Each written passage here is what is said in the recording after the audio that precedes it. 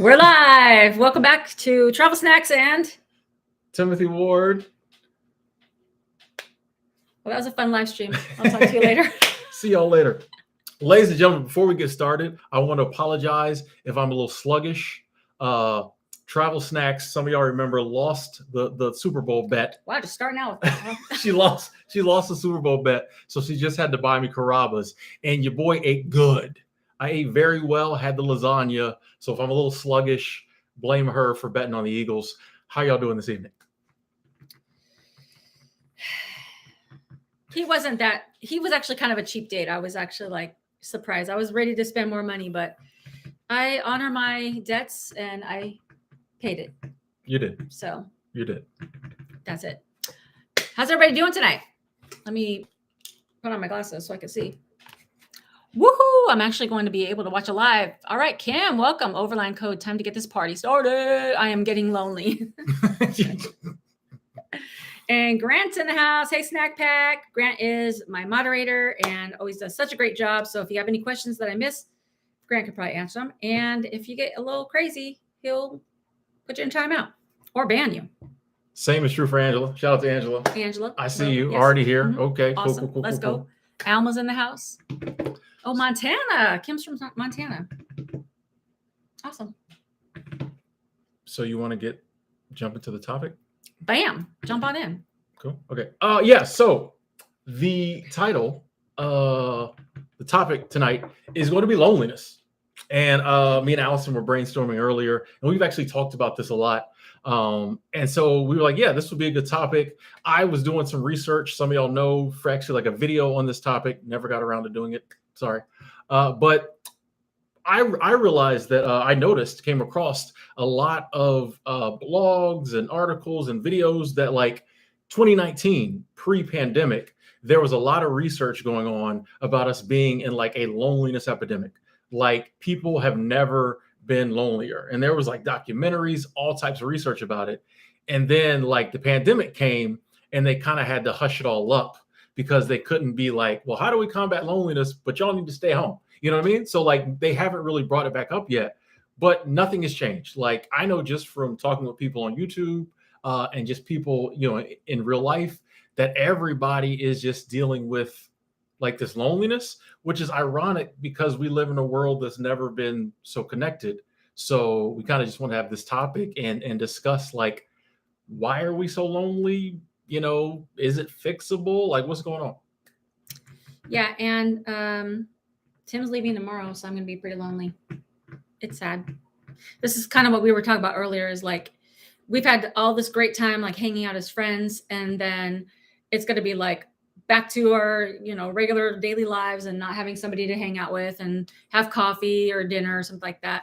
And I was just thinking like, I woke up or went to bed feeling like kind of sad, and kind of introspective, like, oh, it's been so nice to have a friend. And like, when I'm in my van, it's like, I have friends, I call people and I talk and stuff, but it's not the same as like being able to just go, hang out with somebody. So, that's kind of why loneliness was brought up today as well. So it's a deep topic. Oh, hey Xavier, thank you. Super chat squad. Xavier said round 2. Yeah, we're back. We're back. By the way, I want to address that real quick. Thank y'all for the love we got on the last live stream. Yes, indeed. So we decided to do it again. Appreciate the love. Thank you. Because yeah, like Allison said, I'm heading back home soon. So this will be one of our last times to do this. So figured we'd do it again and have a serious topic that could bring a lot of people value. So I want to ask you. Okay. I want to ask you. Why, if I have my phone, everyone else has their phone, there's a million apps for dating, for meeting people, anybody I know, everybody I know is within like a phone call or a text message or a snap or whatever length, why the loneliness? You know what I mean? Like if we're so connected, I can literally contact 100 people right now if I wanted to. Why do you think everyone's so lonely? I personally think that we are connected digitally, but we're not connected in real life. And I think that people need in-person connections, but I think that, this could be a conspiracy. So I don't know. I don't know because if you notice maybe like I don't know if it was before or after the pandemic, but at some point the word introvert started being thrown out there a lot more. You Sure. started seeing more memes, you started seeing more videos, you started seeing TikToks, you started seeing people claim like whole Instagram channels about being an introvert. People like, oh, I'm an introvert. Seems like every single person in the world is now identifying as an introvert. Yeah. And it's, to me, I feel like I'm a natural introvert. I'm more of a person that likes one-on-one company. Like I like to be alone, but I also like to spend quality time with individual friends, not so much groups. So I really don't identify as an extrovert. But I think what's happened is we're all like, oh, I'm an introvert, so I'm going to just stay away from people. And it's a terrible idea. Like, even if you are more comfortable being alone, I think we need to push ourselves to get around people sometimes. Okay. Even if it's just one or two, because I think it's a lie to say that, you could be alone and you're happy. Like, I don't think no one's claiming that they're like the most happy alone all the time, because you see so much more anxiety and depression, and people are like, oh, I'm so depressed, but I don't want to be around people because people suck. Yeah. Yeah. And I think we've lost the art of communicating, like when people would get together before and they didn't agree, they'd still chop it up and they'd be like, oh, I don't agree with you, but that's cool. And they'd still like hang out. But now people have isolated themselves to like a point where it's like everyone's just alone and miserable and can't get past like getting together with other people. What do you think? I agree. And I was thinking too, like a lot of times now we feel like a text, whereas before we would have to actually like see each other maybe. Yeah.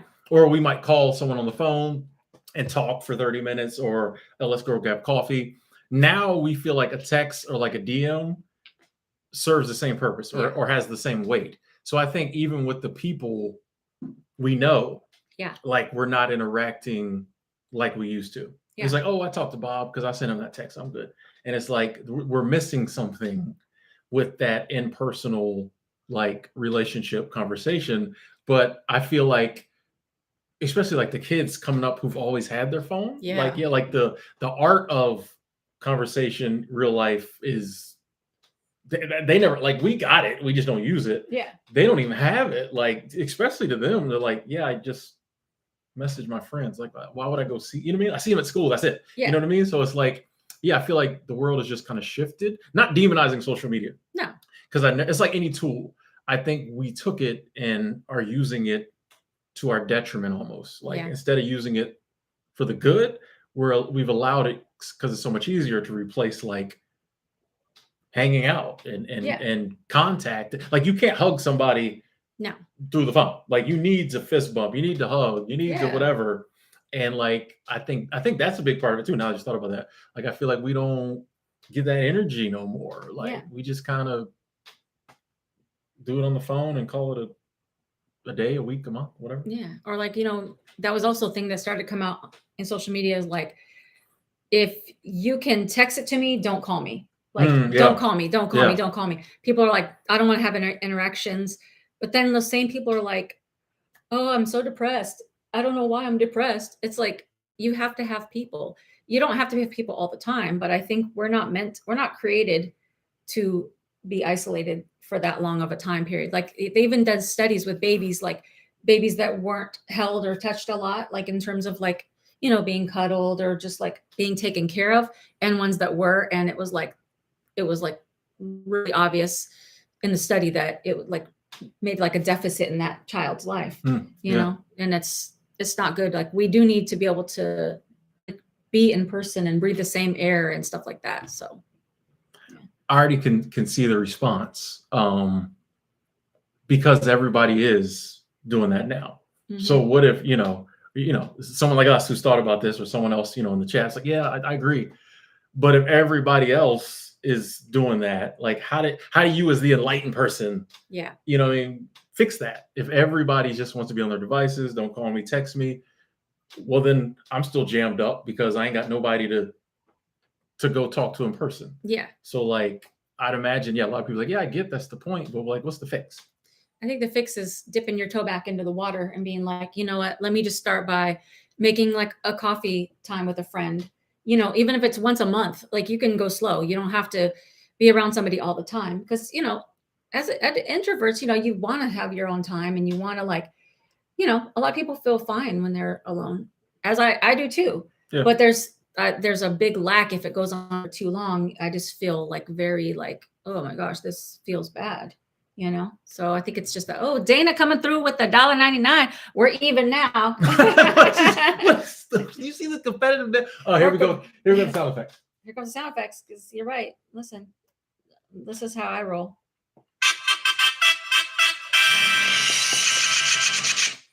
Thank you, Dana, so much. That's a cute little, what is that? GLHF. What does that stand for? I don't know what's GLHF. Good life. No, that's good luck. Finding. Have fun. Good luck. Have fun. Good luck. Whole face. No, I'm past that. I'm past it. Oh, Valley Girl, I see you. Oh, she coming through with the $20 Thank you, Valley Girl. Super Chat Squad. That is That's love. awesome. That's Thank you so much. So the only time I'm around people is when I volunteer. We have a common goal. Oh, facts. And I think that's a good way to. That's a good point. To get around people is to finding people who also are doing something outwardly, and then that common type of people. Because I think a lot of people I would meet more people, but like you said, people I hate people. Every time I go around people, they annoy me. So yeah, getting around people, volunteering, that's awesome. Thank you, Valley Girl. Dodo coming through. Dodo, thank you. Super Chat Squad. That is love. Thank you. We got a Super Chat train going here. See what you started. Xavier said, got to my boy Tim back in the league. Back in the league. Thank you, Xavier. Won the bet for the Carabas. You started it. You was like, I'm even. See? Thank you, Xavier. I appreciate that. What was I going to say? I was going to say about that is when you you can be introverted, but if you keep telling yourself that everybody sucks in the world, that's not true. I don't know if it was a video I just did or if I'm one I just filmed, but I was talking about I always thought I could never have a roommate. I was I could never have a roommate. No, I would just, as an adult, I can't do that. But now staying here for a month with you, if it's the right person, then you can, or I can. And I think that's the same thing with friends, is if you constantly say you can't relate to anybody, you won't. Yeah. But if you put yourself out there, you might have a few duds. You might have people I don't like that person. They stress me out or whatever. But if you come across the right friend, it could be life-changing. It could be wow, I have somebody that I could relate to, that I could get off my feelings and talk about it and just really, expand your life. And I think if we don't try, that's what leads to being so lonely, Yeah. I gotta piggybacking off that. Someone asked earlier in the chat, how did we meet? Because like you said, we're spent the month here. It's been great. Even before this, we'll call and talk on the phone for hours. Just really blessed to have a friend like you in my life. Thank you as well. And thank you. And it honestly was through YouTube. And so just being proactive, reaching out. Hey, Allison asked, she was in Denver. Hey, you want to hang out, grab a whatever. I think we ended up going to the park and just walking around. So I think, sometimes it takes maybe putting yourself out there. If you see somebody you think might be like-minded, just instead of all of us just being behind our devices, being nah, people are weird. Sometimes we got to be a little proactive. But with that being said, you might only get one person out of 4. You know what I mean? The numbers could still be. Yeah, honestly, when I was headed, so that was last year. Yes. Yeah. Yes. So my thought was I was going to go to Idaho, stay there for a month, and then head towards Colorado. So I wasn't even actually going there. But when I got there to Idaho, it started snowing. So I was like, okay, I need to do this opposite. I need to go to Colorado first and whatever, change my whole route. And I was feeling defeated a little bit, oh my gosh, this plan isn't working. My travel plan isn't working. I don't know what to do. And I've started to feel just lonely and lonesome and just bummed out. And so I saw you on a podcast and I was I saw that you said you were in Denver, and I was well, I'm headed there. I don't know this dude, but he's on YouTube, so I know his personality. So I was okay, I'm just going to reach out. We'll see, we'll see if, we can hang out. And it was easy. We did. And now we're friends. Yeah. So, you never know until you try. Shout out to Tina the Outsider, because that was her podcast. Yeah, Tina. And it's crazy because something told me to do that podcast. She had reached out, and y'all know me, I'm not always good about stuff like that. And I was like, I don't know. And then something was like, hey, Tina seems genuine. She's legit, super cool. And I was like, something told me to do that podcast. And then like Allison had reached out and was like, hey, I'm going to come to Denver. And I was like, wow. Like, so another thing about going with your gut, going with your intuition. Yeah. Also, I'd like to, hey, first of all, Tammy, who's a blessing to this channel and to me, she sent $50 up in this piece. I got to give. I feel like it don't count if it ain't on the screen. Thank you, Tammy.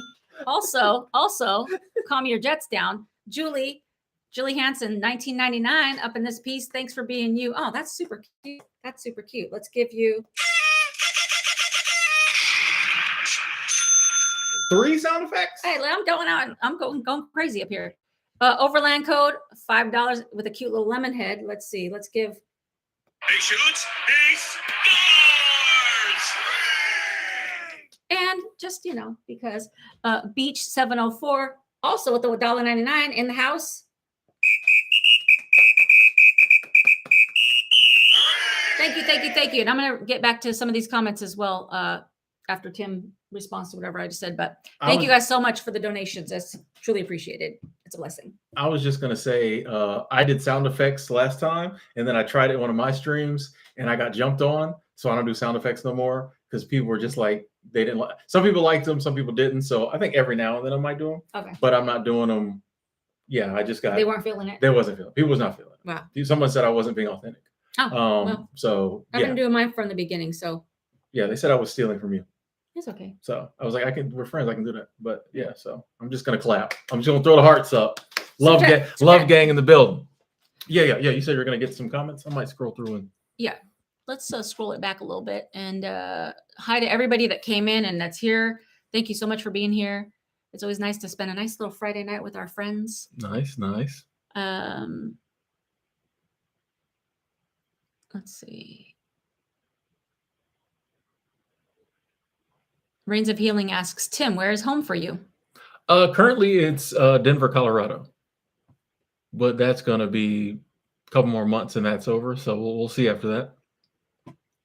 Libby says, lack of deep connections emotionally and in person. That's facts. I think that's why people are more lonely. Men makes a good point. He said you only need a couple of good friends. I have one good friend that I meet up with regularly. Having a bunch of friends as an introvert is just exhausting. I agree. And I can relate. And I think if you could find a couple good friends and when you want to hang out, I got in Denver home. I live with my roommate. So Cyan. So sometimes we'll hang out, we'll go to lunch or something like that. And then I got a really good friend, my friend Taylor, she lives in Denver too. So once every 2 weeks, 3 weeks, depending on if we're busy, I might message her. She might message me because she's introverted too, kind of. So she's like, hey, let's do lunch. I'm like, hey, let's do coffee. And that interaction once a month, maybe, or twice a month is enough a lot of times to get me through the whole month. Cause it's just those are people I care about and I got them. I don't need to be like I was in my 20s. When I was out all the time and always at the bar and at the clubs, just a couple people that you can spend time with and get those thoughts off. I think that's one of the biggest issues with loneliness. We were talking about this earlier too. Yeah. I've enjoyed this month because there's just a lot of thoughts. Some of them YouTube, some of them other stuff that it's just me in my head mulling over. Blah, blah, blah, blah, blah. So it's it's good to just have somebody you can spit it out to. Blah. And even if they're just that makes no sense, that's crazy. At least you get some clarity. You know what I mean? Just to have someone to talk to say this stuff is I think a lot of, people may not even be looking for love or they might not even need a up your butt friend, but sometimes you just need somebody you can trust. I hope you're not being up someone's butt as a friend. That's a lot. That's why I came here, but it didn't turn out. Stream over.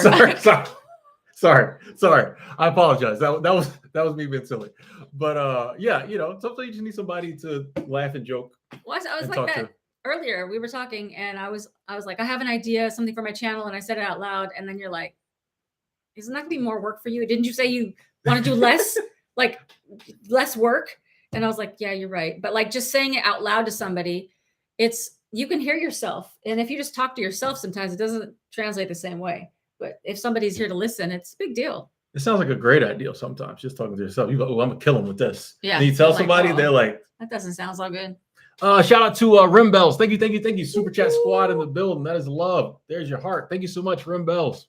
Brains of Healing says we can all be social. However, introverts recharge their batteries by being alone, whereas extroverts get energy by being with lots of others. Yeah. I mean, definitely. I think that's one of the things is like if you hang out with somebody or like, especially in this situation, like we just go to our own separate rooms. Like we don't even have to have a long discussion about like, hey, I'm going to go, go in my room. No one's bad. No one's upset. Cause like, I think we both realize you just need time to yourself, And if somebody is an introvert as well, they understand it. You don't have to like fight with that person. Like, oh, you want to hang out with me? Oh, it's whatever. It's not that serious. Yeah. Yesterday I was watching basketball. So I was watching, Athletes Unlimited. Lexi Hall was playing. So yeah, Allison had walked in the room. She's like, "Oh, you watching basketball?" Yeah. So I get it. Yeah. I'm like, hey, Yeah. Dana says, I think COVID has a lot to do with us being alone. What do you think? I think so too. I think so too. I feel like, like you can only get, they give us that messaging for a while there, stay away from people, be at home. Yeah. And I feel like we already, like I said, a lot of the stuff I watched was these documentaries, and you can Google loneliness epidemic. The stuff is out there. And like they literally called it an epidemic. There were some researchers that were like, it's worse than cancer, which I think they said that to grab headlines, but that just shows you they were saying so many people are affected by this. And like it was happening pre-pandemic, and then when you throw in a year and a half or whatever of them saying stay away from people, you still got people who are scared to go out in public without all kinds of so I think that made a big difference. It just compounded the loneliness that we were already seeing, and like it's even harder now to get out there and meet people. Gilberto HGJ KSA 52 says, I think good research for this can be watching the different generations, Gen X and Gen Z. As Gen Xers, we went outside. We had Nintendo, but we were not linked via internet.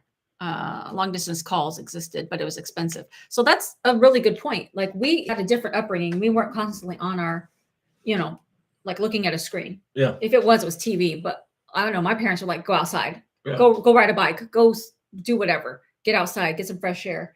Now, I don't think hardly anybody sends their kids outside. I don't know of anybody that's like, you need to go outside and play. Play what? Like they wouldn't even know what to do. I got a friend who does do that, and the kids are always griping because no other kids are outside. Yeah. So he'll like, go find some kids to play with the neighborhood. And they look at him like he's like just the oldest boomer. They're like, nobody. They always will go around the block and they'll come back. And they're like, there's no kids to play outside with. Yeah. Like, what are you talking about, Dad? Yeah. So, and this is the thing too about the Nintendo. You had Nintendo, but your boy had to come through and play with you. Yeah, that's a good point. Now we're in our own little box and we just play other people. But yeah, back then, like you couldn't wait to go over your friend's house or she come over your house to play the games. Now you just play and interact with screen names. Yeah. And you might have your headset, but you're just talking trash to each other. No one's really having any conversations. It's just a different world now. And I think the only way to get past it is to go out of your comfort zone, just like almost everything. Yeah. Anything that like even traveling stuff, just everything that you do is going to be outside of your comfort zone. Making more money, out of your comfort zone. Getting in shape, out of your comfort zone. Like we've been kind of sold a lie of like comfort's the key, but comfort's the opposite of the key. Comfort is death, really, because it's going to keep you lonely, not in shape, broke. Comfort should be, not all the time. Damn, that sounds horrible. He's like out of shape, lonely, broke. Hey. Damn. Hey. Real quick, I want to acknowledge this. Beach 704. Thank you. I appreciate you showing love on both screens. Cross love. This is off topic, so I'm just gonna say it real quick. What's your favorite Super Chat Squad? That's love. Thank you. So, what's your favorite thing about being sober? The clarity of mind. Appreciate the love. Nice. Let's see.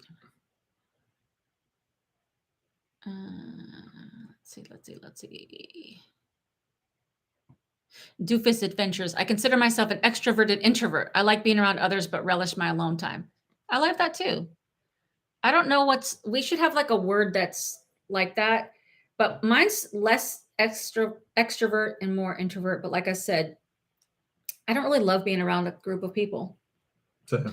Like I like to be with like one friend at a time so I can focus on what they're saying, give my energy to that person. And then, when we've had a lot of time together or whatever, then we can go our separate ways and I can recharge my batteries. But being around 10 different people, like girls' weekends and stuff, I don't know, like I can do it occasionally, but I just don't really love that idea. Even like on my birthday, I usually spend it with 2 of my friends. And that's great.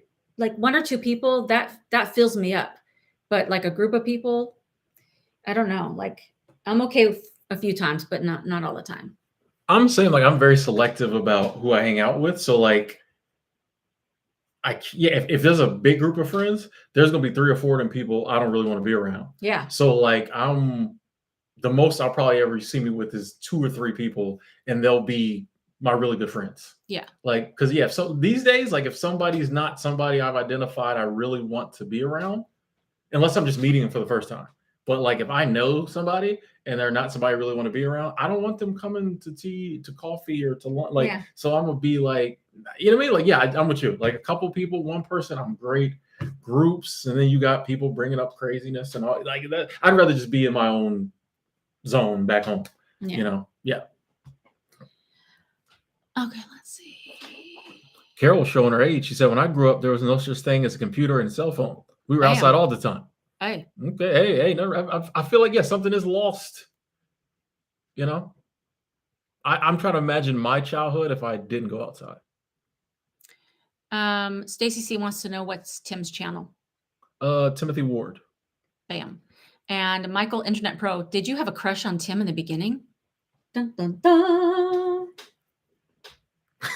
What was this? So you're saying she had a crush and it went away now? Yeah, that'd be weird. Wow. I'm like, and after being around him. Wow. And I kept the bathroom clean and everything. There's 2 bathrooms, by the way. 2 bathrooms. Calm down. 3 bedrooms, 2 bath. Dun, dun, dun. We did it big. Stainless steel fridge. We did it big. Yeah. I didn't have a crush on Tim. It's funny because when you're on the internet, when you're a content creator, there's a lot of people coming at you through comments, DMs, emails. And so it's hard because you don't really get to see who those people are. But if you see another content creator, I can watch videos of that person and kind of get a feel for who they are. Like you can never know 100%, but I watched Tim's videos, before. And so I was like, he seems cool. He seems like on this same page. We're pretty calm people. So I didn't feel like nervous to reach out to him. And wasn't reaching out for like crush purposes. I was just like, he seems cool. Listen to that podcast. And I was like, I think it'd be great to have friends that also are content creators because it is a different world. Being a content creator, like it's just like any job. Like if you're an accountant or if you sell cars or whatever, and you have coworkers, you can talk about that kind of work, that line of work. Yeah. And the same thing when you do YouTube, it's like you want to be able to talk about it with somebody that really gets it. So I think that's why I reached out, was just like, I think it'd be great to have a friend that understands. And that's pretty much what it was. Ooh, LVI says I have a crush on you both. Whoa. Okay, nothing wrong with that. Oh man, it's funny. Hey, Bria Main coming through. Bria, thank you. Woo. That is love. Super Chat Squad. Ow. Said Tim, we had more human interaction but lacked technology. Now we mainly communicate online. I stress the importance of community. We need each other. You do that. As someone who follows your channel, I know you are about community. And yeah, I think that's important. Like I'm with you. Like I wish we could go back to. I pine for a time when like we lived in tribes and communities. Yes. And we've discussed this before, but I feel like maybe in the future we might be able to get some nomad communities going, or some type of caravanning, something to where it's like, depending, maybe if it's vehicle dwellers, they can caravan some type. If it's people who just like travel, fly different places, all that, you get a few people and you go on trips together, and keep it, like with the vehicles, everybody's got their own vehicles. Yeah. So you can go your separate ways. If you go somewhere with a group of people, I might have my own Airbnb, but we're all in the same city, so we know we're there. But I feel like, just as nomads, we might be able to establish some type of communities, just so that, when you're feeling like, so you don't feel alone all the time. Because I think sometimes with like people who travel, the loneliness is compounded Yeah. because you don't always have, which is part of the reason like I wanted to get my apartment for this year, because like I knew I had 2 really good friends in Denver, excuse me, and up in Estes Park I got 4 or 5 good friends, and I knew like, hey, whenever I want to hang out with somebody I could. So maybe that's something for the future. I think when I hear about like van gatherings or like nomad gatherings, my first reaction is resistance. Oh, okay. Because I'm like, I don't think I'm going to fit in. I don't think, because I don't drink, I don't smoke, I don't party. Like I'm, kind of more conservative, but I like meeting people. Like I like it, but I think I'm not going to fit in. I think people are going to be like, oh, she's so boring, whatever. I'm a fun girl though. I'm fun, right? Oh, No, wow. she's fun. No, she is fun. Put me on the spot there. No, Jack. No. She is fun. Like legitimately. Thank you. I feel like she's more fun than you think. Like you might even like she is like she's tons of fun. Like she be being good on the internet. Yeah, I do. she is funny. Like she's It like I am fun, but I feel like people aren't gonna like recognize it until they get to know me.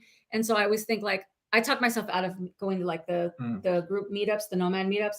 And then like I personally don't want to be around like people that are up all night with the music and the smoking and stuff. So like on my end, I'm like, well, I don't want to be around that, which is fine. People do whatever they want, but I just don't want to be a part of it. So I think it is the right thing you're saying is like, trying it out, but then finding your tribe. If you have a vehicle, you can drive away. yeah. So like you could just try it, put yourself out there, and you might meet even 1 or 2 people that are like, yeah, I didn't want to be here either. Like it's too loud or it's whatever. And then you can have your own little mini tribe and, move on. And I think that's a good way to look at it.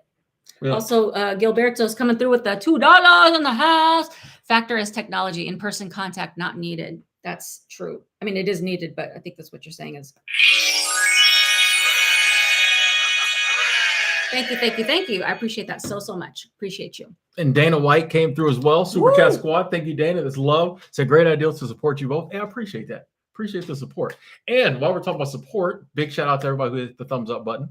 Thumbs up for looking nice. Thumbs up. That's amazing. That's free. So thank y'all. Thank you, free. Dana. If you want to put a like on it, that's free. That's free. Laura's Lanes says, I'm an extrovert that ended up becoming an introvert because, well, I just don't have anybody to hang out with. And believe me, I've tried, but at 47, I've kind of done trying. The people I used to know just ended up betraying me, so I don't hang out with them anymore. They were toxic. Oh my goodness. I fully relate to that. There was like, I had some really good friends for many years, and I'm not going to say that they're like super toxic, but they ended up we grew apart, like either they were negative or something happened in the friendship. And it's like, the older you get, sometimes you're just like, I'm done. I don't want to try that hard. But what I realized is like, if I want a friend, I have to be a friend. I have to put myself out there to be a friend.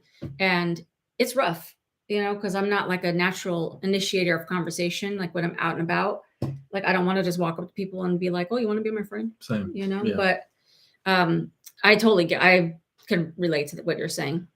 And I've heard a lot of people say that like, you get older, and I think a lot of it is late 30s into 40s. Yeah. It's kind of like, where do I go to meet some people? And the people that used to be in my life aren't in it anymore. Like, what is the point?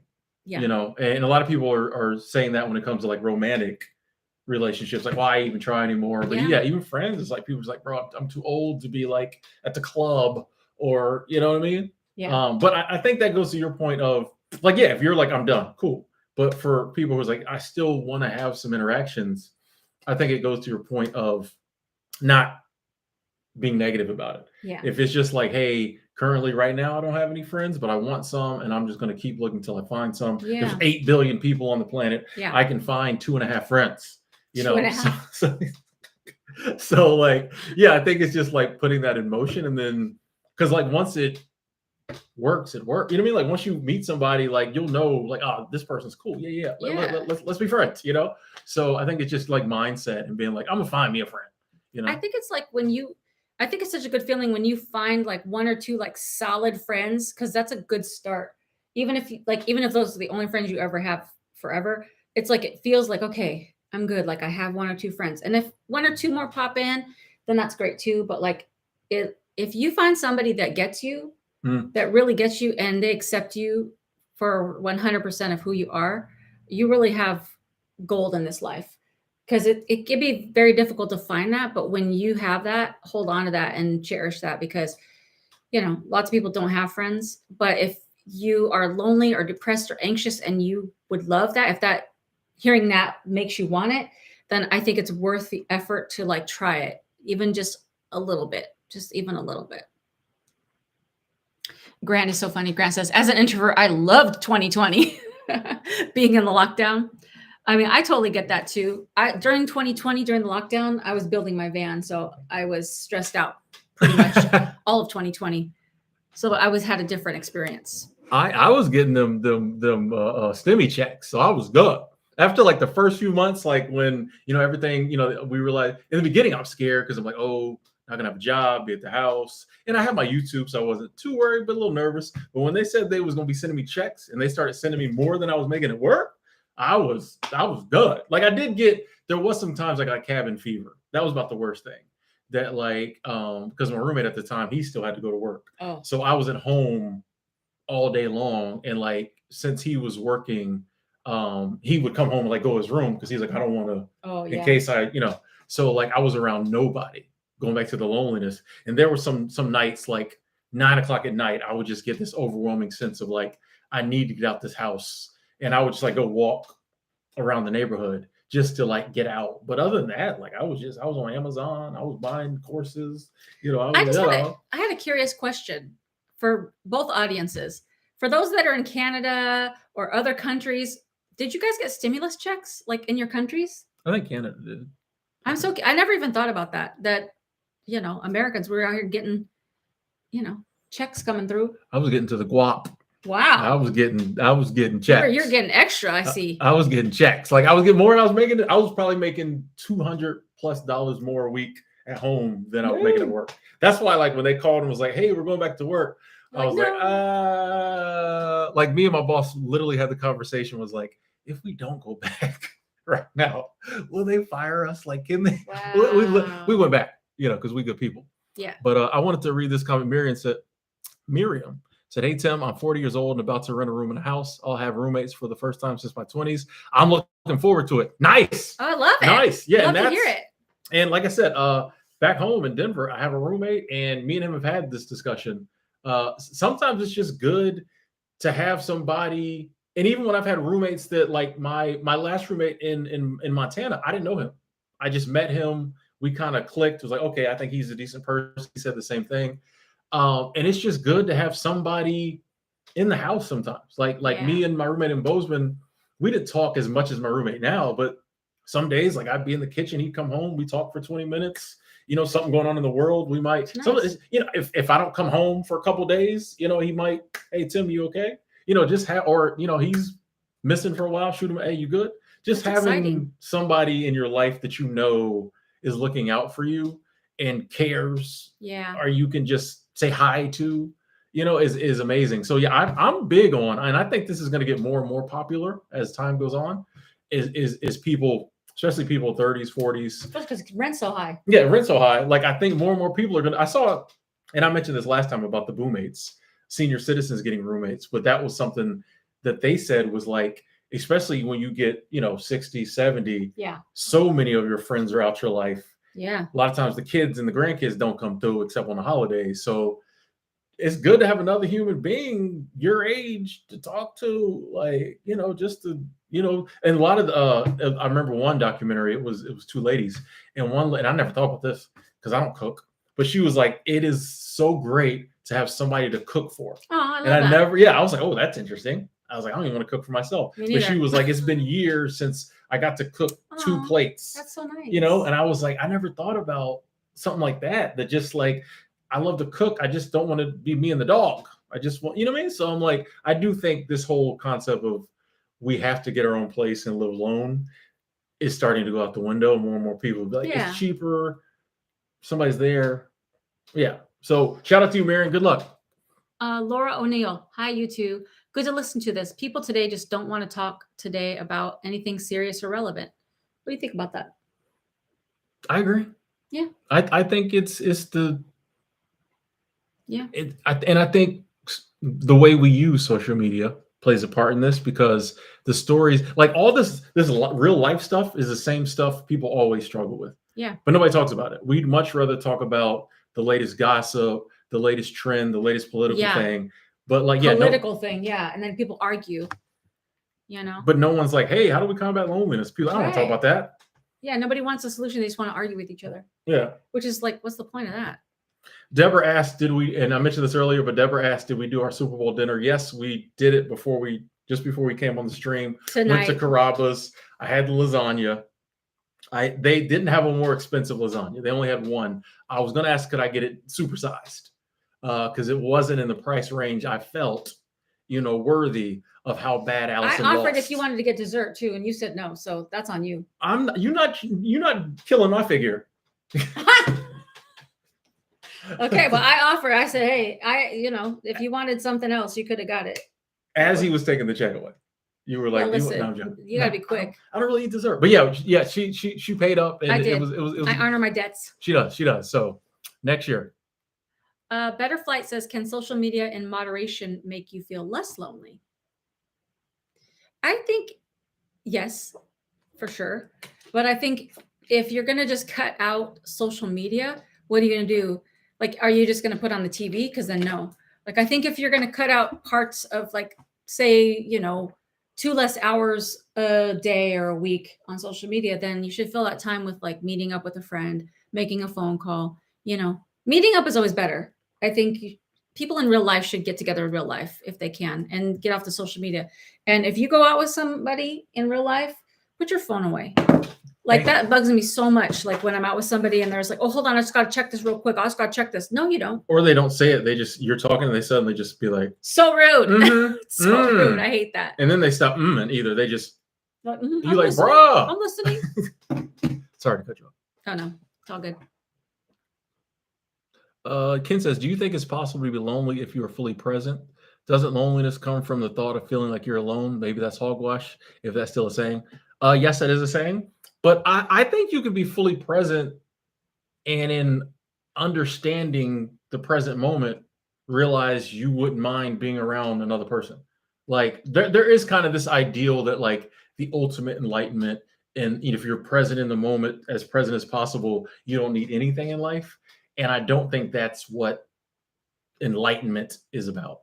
Yeah. You know what I mean? I think we're social creatures. So, I mean, it's in our DNA, like, however you want to spin it, it's in our DNA. Like you said about the babies, like a baby will die if it gets no love. Yeah. Like, you can try to feed but if there's no love. So I think as humans, we need that social interaction. So being present in the present moment might remind you of how much, like, it'd be nice to have a friend. It'd be nice to, go hang out with so-and-so. So yeah, I don't think you need to try to, like, loneliness isn't a bad thing. Yeah. You know what I mean? Like, if loneliness, like, if you're lonely all the time, if you're okay, but like, if loneliness pops up just to tell you, oh, maybe I need to go spend some time with somebody, like, loneliness is kind of letting you know there's something missing. Mm-hmm, you know what I mean? So like, that's not a bad thing. Yeah. Like hunger. Yeah. So he's like, hunger is bad when you don't go eat. But like, if you get hungry, it's like, oh, I need to eat something. You go eat. Cool. So I think loneliness sometimes is just reminding you, oh, I need to hang out with some people. Solid point. Also, this is really deep. Michael, Internet Pro. Yes, Gen X was a part of the latchkey kids generation. Most of us were from single parent, high divorce rates, that were left home alone for long periods of time. This made us introverts. That's deep. That is. That's true, because that's when the time when like women were really starting to go back, like go into the workforce and stuff. Mm-hmm. And yeah, like both my parents worked, and I was a latchkey kid for a moment there, where I'd ride the bus home and walk in and just go in by myself. My mom would come home like an hour or two later. There's that little period between the time you got off school and time they got off work. What did you do? Just go in and do homework, but probably didn't. You are a good kid. You are. I probably didn't. Good. I probably went and had snacks. My mom's be like, "Where's all the food?" I don't know. I don't know. All in the fridge. Yeah, all up in the pantry. But that's a really deep comment.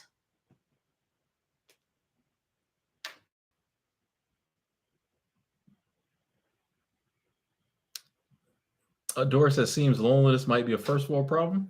I personally, I would disagree, Doris. Like, I think sometimes some things are just natural human emotions, and we try to like act like they're not. Like, I don't think it's bad if you haven't been around people, or excuse me, you haven't been around people for a while and you feel a little lonely, like that's not a first world problem. Like everybody around the world gets lonely. You know, now there might be some people who be like, I'm hungry because I'm starving and I'm lonely, and I'm going to address the hunger first. But they're like, you know what I mean? I get they still the loneliness is a big deal. Like it's not a first world to me. It's not a first world problem. It's not something we should be ashamed of. It's just like something we should try to address. Like it's something needs to be fixed. I would go right in the middle of you two. If Okay. she's saying that it's a first world problem and you're saying it's not, I want to slide right in the middle of that and say that I think in maybe country, I'm making this up, I'm not a professional here, but I'm just saying countries like America and maybe Europe could be, we have this problem because we have a lot of excess, we have everything, all the things. And, you know, we kind of are so comfortable that we can do whatever we want. But countries that are based on tribes or community or being together as a family, like even in like parts of like Italy where they eat together as family, they go out and have dinner at 9 and they have the wine and they, you know, families come together. And other cultures, they're probably like, get away from me. Like I'm with my family all the time, you know, like people are in my business all the time. I could see that in a lot of parts of the world, maybe loneliness isn't as prevalent, but because we have so much, we've done it to ourselves with all the greed and all the stuff that we have. We've padded our life with all of our stuff instead of people. So that's what I think could probably be true, is like, this is a first world issue that other like places are like, why are you lonely? I'm always busy and doing stuff and having people. Okay. I see that side of it. I know one of the things in, like, I know like Japan and China, just speaking of different places around the world, they're having huge like loneliness epidemics, and like their marriage rates and birth rates are plummeting. And a lot of that is because since a lot of they're still pretty traditional, but also now very modern. But they still kind of have some traditional views about like marriage. So one of the big things there is like a lot of, you know, you got a lot of like farm. A lot of the people from like farming communities are moving to the big city. The young people that get left behind now don't have any mates. And then the ones who go to the city, you know, there's like, it's like overpopulated. So some of the people there don't have mates. So their issue with it is just like a lot of the younger people just can't find anybody to be friends, or more importantly, like date or marry. And so they're, especially the people left in the country, they're just there, you know, like I'm a farmer and there's no women in my town. So they're having big issues with that, because it's just like, and then their parents don't understand, because their generation, it was, you know, easy. I'll just go find someone to marry. But he's like, Mom, ain't nobody here. Ain't nobody there. Dad, there's no, you know what I mean? So like those countries, they're struggling because the countries are kind of changing. And they were some of the big ones in those documentaries that they're like, it's like because in like China, they used to be like, oh, one kid. Now it's like flipped, and they're like, meet somebody, get married, have children. Because popping. And it's a lot of, they're seeing a lot of like the and that becomes like the, you know, some of these movements you see over there where people don't want to work because they're just like, well, what's the point? Like, I can't find love. I hate my job. So they just literally sit in internet cafes all day and play video games. That was kind of a sidebar, but it fits. Definitely. Cynthia says thing I worry about van lifers is as they age out of their mobile lifestyle. And I was going to kind of segue, and this is a good time to talk about this, is like people that live in vehicles. So I live in a vehicle, for those that don't know.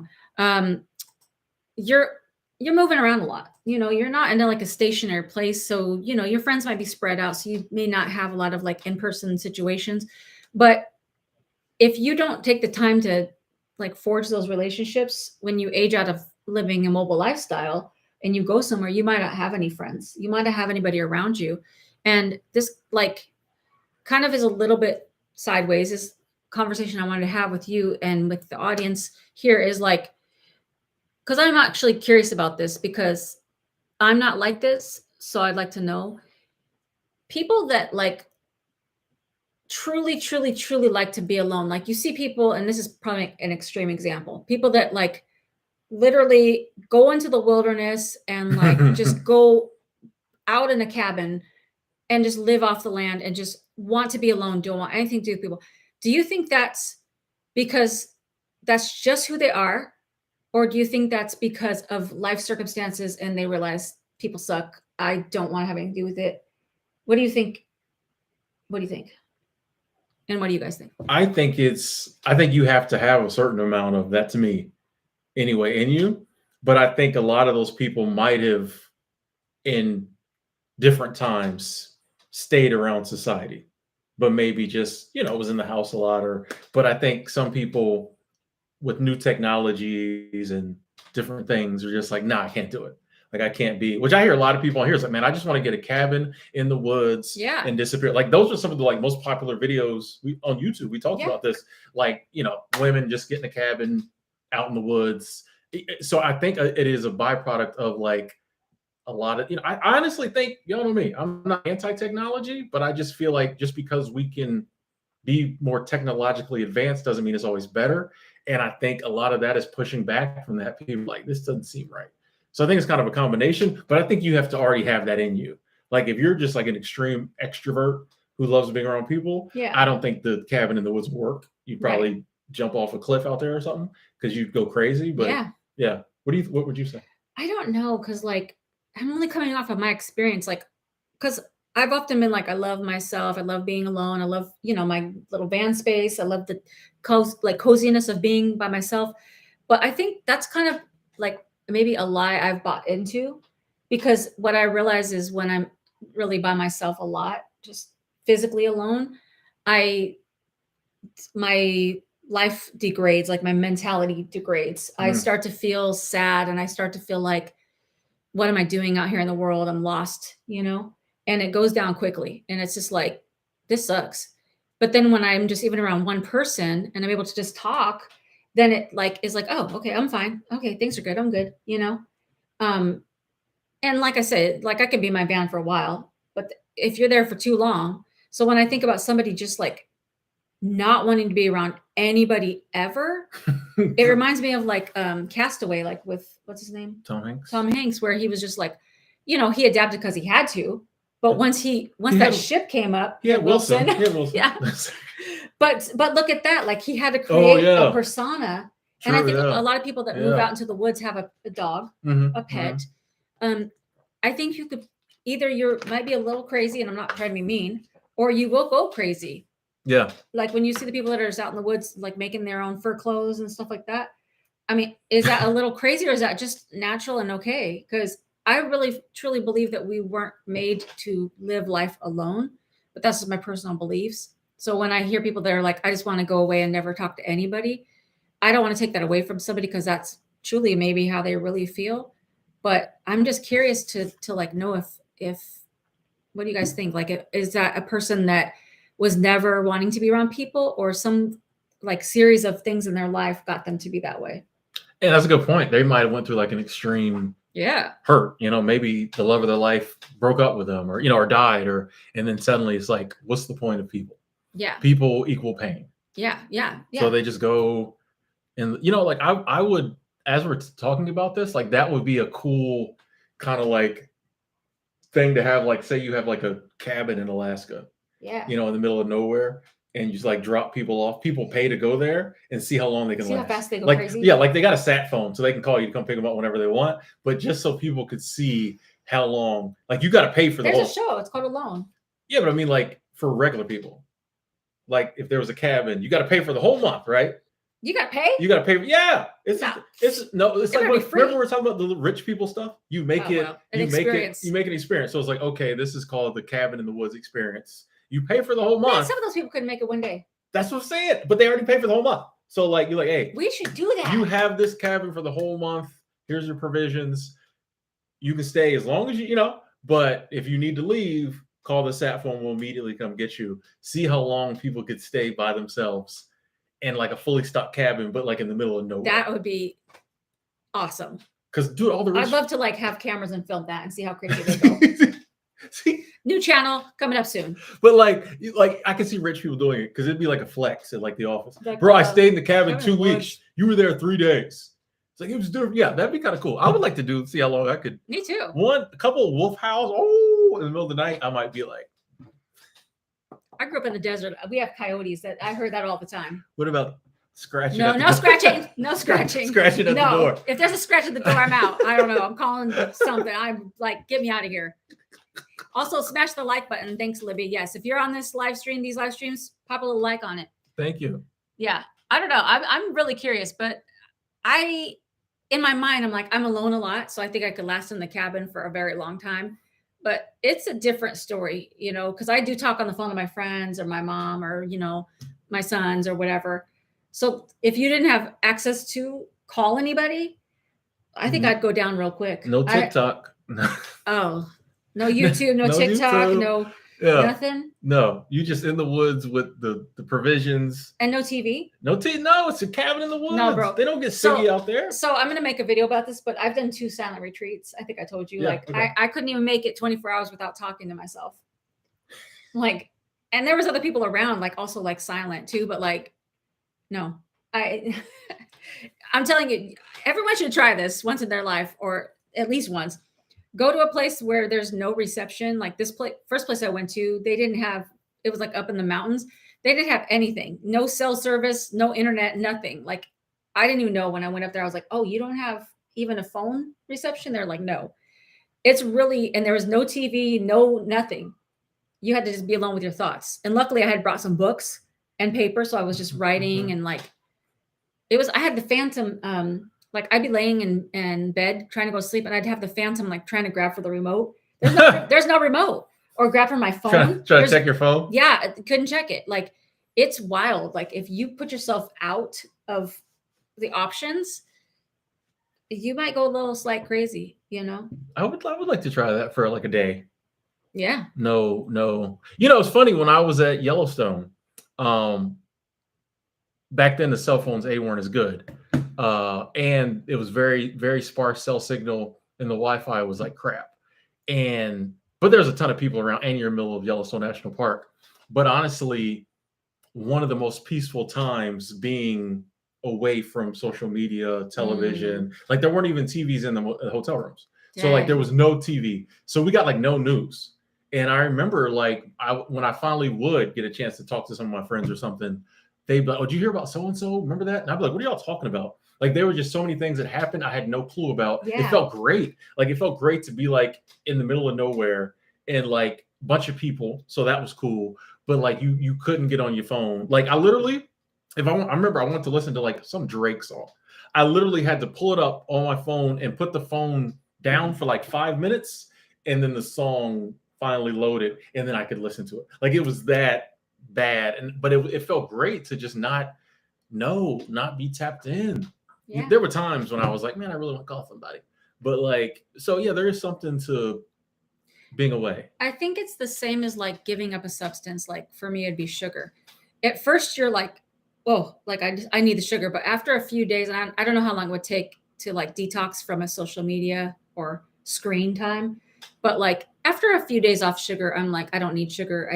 I'm fine. But I think your body is in shock, because if you're constantly picking up your phone every 15 minutes, and I think it's even probably more now. I think people pick up their phone every 5 minutes, even less. I think you will go through some sort of a panic a little bit, and then you'll be like, whoa, this is crazy. I feel like it's the opposite. People might put their phone down every 5 minutes. Yeah, but most yeah. people, it's just an appendage. That's now, it just doesn't go. Yeah, they might look up and see, where am I? Oh, okay. And then they're back down. It's, once again, not demonizing technology or the phones. It's the way we use them. Yeah. Let's get some of these comments. Laura says, and this is a really good point. Laura says, we have a glut of narcissists everywhere. They are so toxic and are exhausting. I have gone ghost from them. And that's a really solid point why I think people give up on people and friends. Because I think there's a lot of extremely selfish people. Extremely, I think with the whole self-care, and I'm an introvert, and all the I canceled plans because I want to stay home and be by myself. Right. It bothers me. You could tell it bothers me. I think it's because people have gotten so locked into the point of, I'm the only thing that matters. Everything revolves around me, that they're mean to people. They're like, oh well, sorry, I had to cancel plans that was important to you, but I needed self-care. I think that is so true that a lot of people have just given up on people. Because, you know, I've had friends that I'm no longer friends with that we'd be sitting at like a restaurant and they'd be just on their phone, like, you know, doing filters on their pictures, and like they just look up for a second and then they, you know, and you're just like trying to have a conversation. And I'm like, yeah, we're not going to be able to be friends because you're not part of this relationship. It's terrible. Bro, if we're at lunch and you're filtering pictures, Yeah. now if you get a text, maybe, but like if you're filtering pictures Actively it's I'm done. and posting, I'm like, bro, that's I'm not done. that serious. Someone just asked if I was on a date and the person pulled out their phone, what would you do? If like the person is on their phone a lot, I'm gonna stay on the date, but I know it's not gonna go no further. I'm gonna say something. I'm not. I will actually be like, It's not going to further.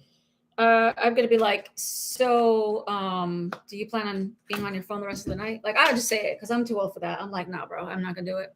Or actually, if they're on their phone that strong, I'll be like, excuse me, I go to the bathroom, but I'll leave. And they'll look up 20 minutes later because they'll be on that phone, and they'll be like, where'd she go? And then they'll text me, and I'll be like, I had to leave because obviously you weren't paying attention, and it took you 20 minutes to figure out I was gone. No, thank you. I'm just gonna shut down and like, even when they get off the phone, once I'm done, like I'll get through the date, but like No. I'm done. Like there's nothing like, even if it was a date where I didn't think it was long term, but I thought maybe some fun was to be had, I don't even want that no more. Yeah. Like that's how turned off I would be. I'm just like, man, let me get through this, get her back to the house, her house, you know, like Yeah. I'm like, because we got nothing in common if you this the whole time. Oh no. I mean, you gonna be like that later too, probably. Like, Yeah. like it wouldn't even be. Yeah, that's yeah. I just want to read this real quick. Grant said he's from Canada. There were checks in Canada. I didn't need anything as I was continuing to work from home, but there were checks. And the best thing that came out of the pandemic was now I work from home permanently, which is that's awesome. And a lot of people got to do that, which I'm really happy about. Because I think most people could probably work from home if they're disciplined enough. You know? If you got a job that has the option, which I think a lot more jobs might be open to that than some people think. I feel like, even though there is kind of that shift lately, they're like, you got to go back to the office, but that might shift back the other way. When these companies see the power bill, they're like, y'all go back home. Yeah. A retired 2019 said, I do coughing and hiking first dates. Yeah, if you hiking and she jumps on her phone, oh, that's that. If we're taking a hike and they on the phone, oh, that's a problem. That's a problem. I would like to make a little point about that comment. I love coffee dates or like smoothie dates for like first meetups. Smoothie date, okay. Yeah, I love that. I, as a woman, would probably not like a first date hike because I don't know you. And especially if it's a place that doesn't get a lot of traffic on the hike, I'd be nervous to meet up with a guy on the first date to have a hike. But if we had already met, then I'd be down for that. Or like a hike somewhere high traffic. You know? High traffic would be fine too. Yeah. But also, I'm not that in shape, so I don't want my first impression or his first impression to be of me like, could you slow down? Because like I need to catch up. Like, I don't want that. I feel like yeah, for me, I like first date like coffee. Second one maybe dinner, and then like a third one maybe like, hey, you want to do something outdoorsy, Like an activity. Yeah. If she goes on a hike with you, she's like a legit hike with you, she's probably feeling you. I learned that working in the national parks. Yeah. Like if she goes on a decent hike with you, she's probably feeling you. Because like you said, if she's not comfortable with you, from my experience, she's not gonna go on a hike with you. No. So hey, Khalil's Racing, thank you, Super Chat Squad. That is love. Thank you so much. Appreciate that love. Bill Provost coming through with a $4.99. Have a good night. I'm heading out for some live music. Oh, that's fun. Oh, it is Friday. Woo, woo, woo, woo, woo. Thank you. Here's probably the most important question of the night. What is it? What? It comes from Mad with 2 Ds. Oh. Is it weird to ask someone what their credit score is on the first date? I think maybe not on the first date. I don't think you could ever ask anybody's credit score. Why not? You ask my credit score? I wouldn't even talk. Like, if you were serious about being exclusive, It's gonna have to be deep into it. I don't think first, second, third, or fourth. Like, I think it's if you think you're going to be exclusive with that person. it's gonna have to be Because if they have like a 200 credit score, I'll be like, bro, what are you doing with your life? I feel like you already know though. You do? You know, I feel like you'll already know. Like if someone How? I feel like you mean, and unless they screwed their credit up years ago and they're a different person. If someone just has a horrible credit score, I feel like it's gonna manifest in like their actions now. Yeah. But unless it would happen years ago and they're like, man, I'm just trying to dig out this hole. But I feel like I would kind of pick up. I don't know though. So you just ask one day, like, hey, we're starting to get a little exclusive. I don't know if I would ask about what's that credit score like. I don't think that I don't even ever think about credit score. So I don't think that I'd ask that. I'd be like, what, like, I'd probably say like, What that wallet do? what that wallet do? I think I'd somehow like get to the point of like, I'm debt free. Okay. What about you? And then he's like, oh, let me get my scroll out. Let me get my list. I'd be like, your credit score has got to be in the toilet. If you got to get a list of your debts. I got college. I had, I broke my leg 14 years ago and I'm still paying that down. Like, I think if you start getting like a list of debts, you got like multiple credit cards, you already will know about the credit score. I think the debt is the indicator. That's what I'm saying. It's kind of hard to ask about like, what is your credit score? That's a hard, but I think you will pick up through But other. you can flex if you have a nice credit score. When mine gets where I want it, maybe. I have an excellent credit score. What's your credit score? I was wondering where you're gonna say that. I was wondering where you're gonna be like, well, I got good credit, so I'm waiting for some man to ask me because I'm gonna let him know. Yeah. Actually, okay. Let's turn it around. How deep in the relationship do you have to be for it to not be creepy for a guy to ask you your credit score? Because now I'd be like, if he knew I didn't have debts, like, and he asked me my credit score, I want to know why he wants to know that. Because he needs a new car. It's a no for me. Get your own car. Because he needs a new car. That's why he asked me. No, you should come to the relationship with a car. He needs a new car. No, indeed. He needs some type of loan. If someone asks you, I will not be co-signing. I will not be getting a car for somebody. No.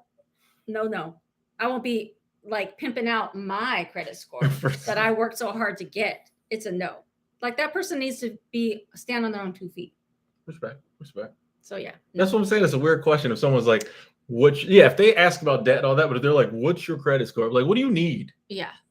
Shout out to Doris. Thank you. Super Chat Squad. That is love. Thank you so much, Doris. I appreciate that.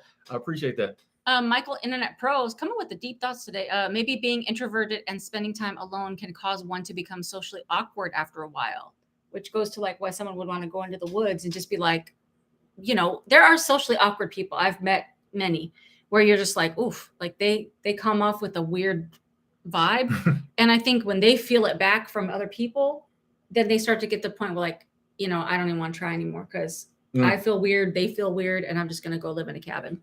Yeah, that makes sense. Retired 2019 said, gotta be debt free. I was waiting for Retired 2019 to chime in on the credit score debt free. I was waiting. Ken said on the deathbed, that's when you ask about credit score. By the way, before you go. Dan Weiss says they are who they are. They were born that way. I have a brother like that. He doesn't need anybody and never has. 60 years old. I'm looking to talk to him once a year. Interesting. So it could be both. Maybe it could be just like that's who some people are. That is very interesting to me. Hey, Bold and Courageous 41. Thank you. Super Chat Squad. Woo! That is love gang in the building. I appreciate that. So I think men in general live lonelier lives than women. My guy friends for this reason are more draining than my female friends. Men need to support their buddies more. Tim, your last video has scammer. I don't know what that means. Maybe the person in the comments. I'll go check on it. Thank you, Bold and Courageous. When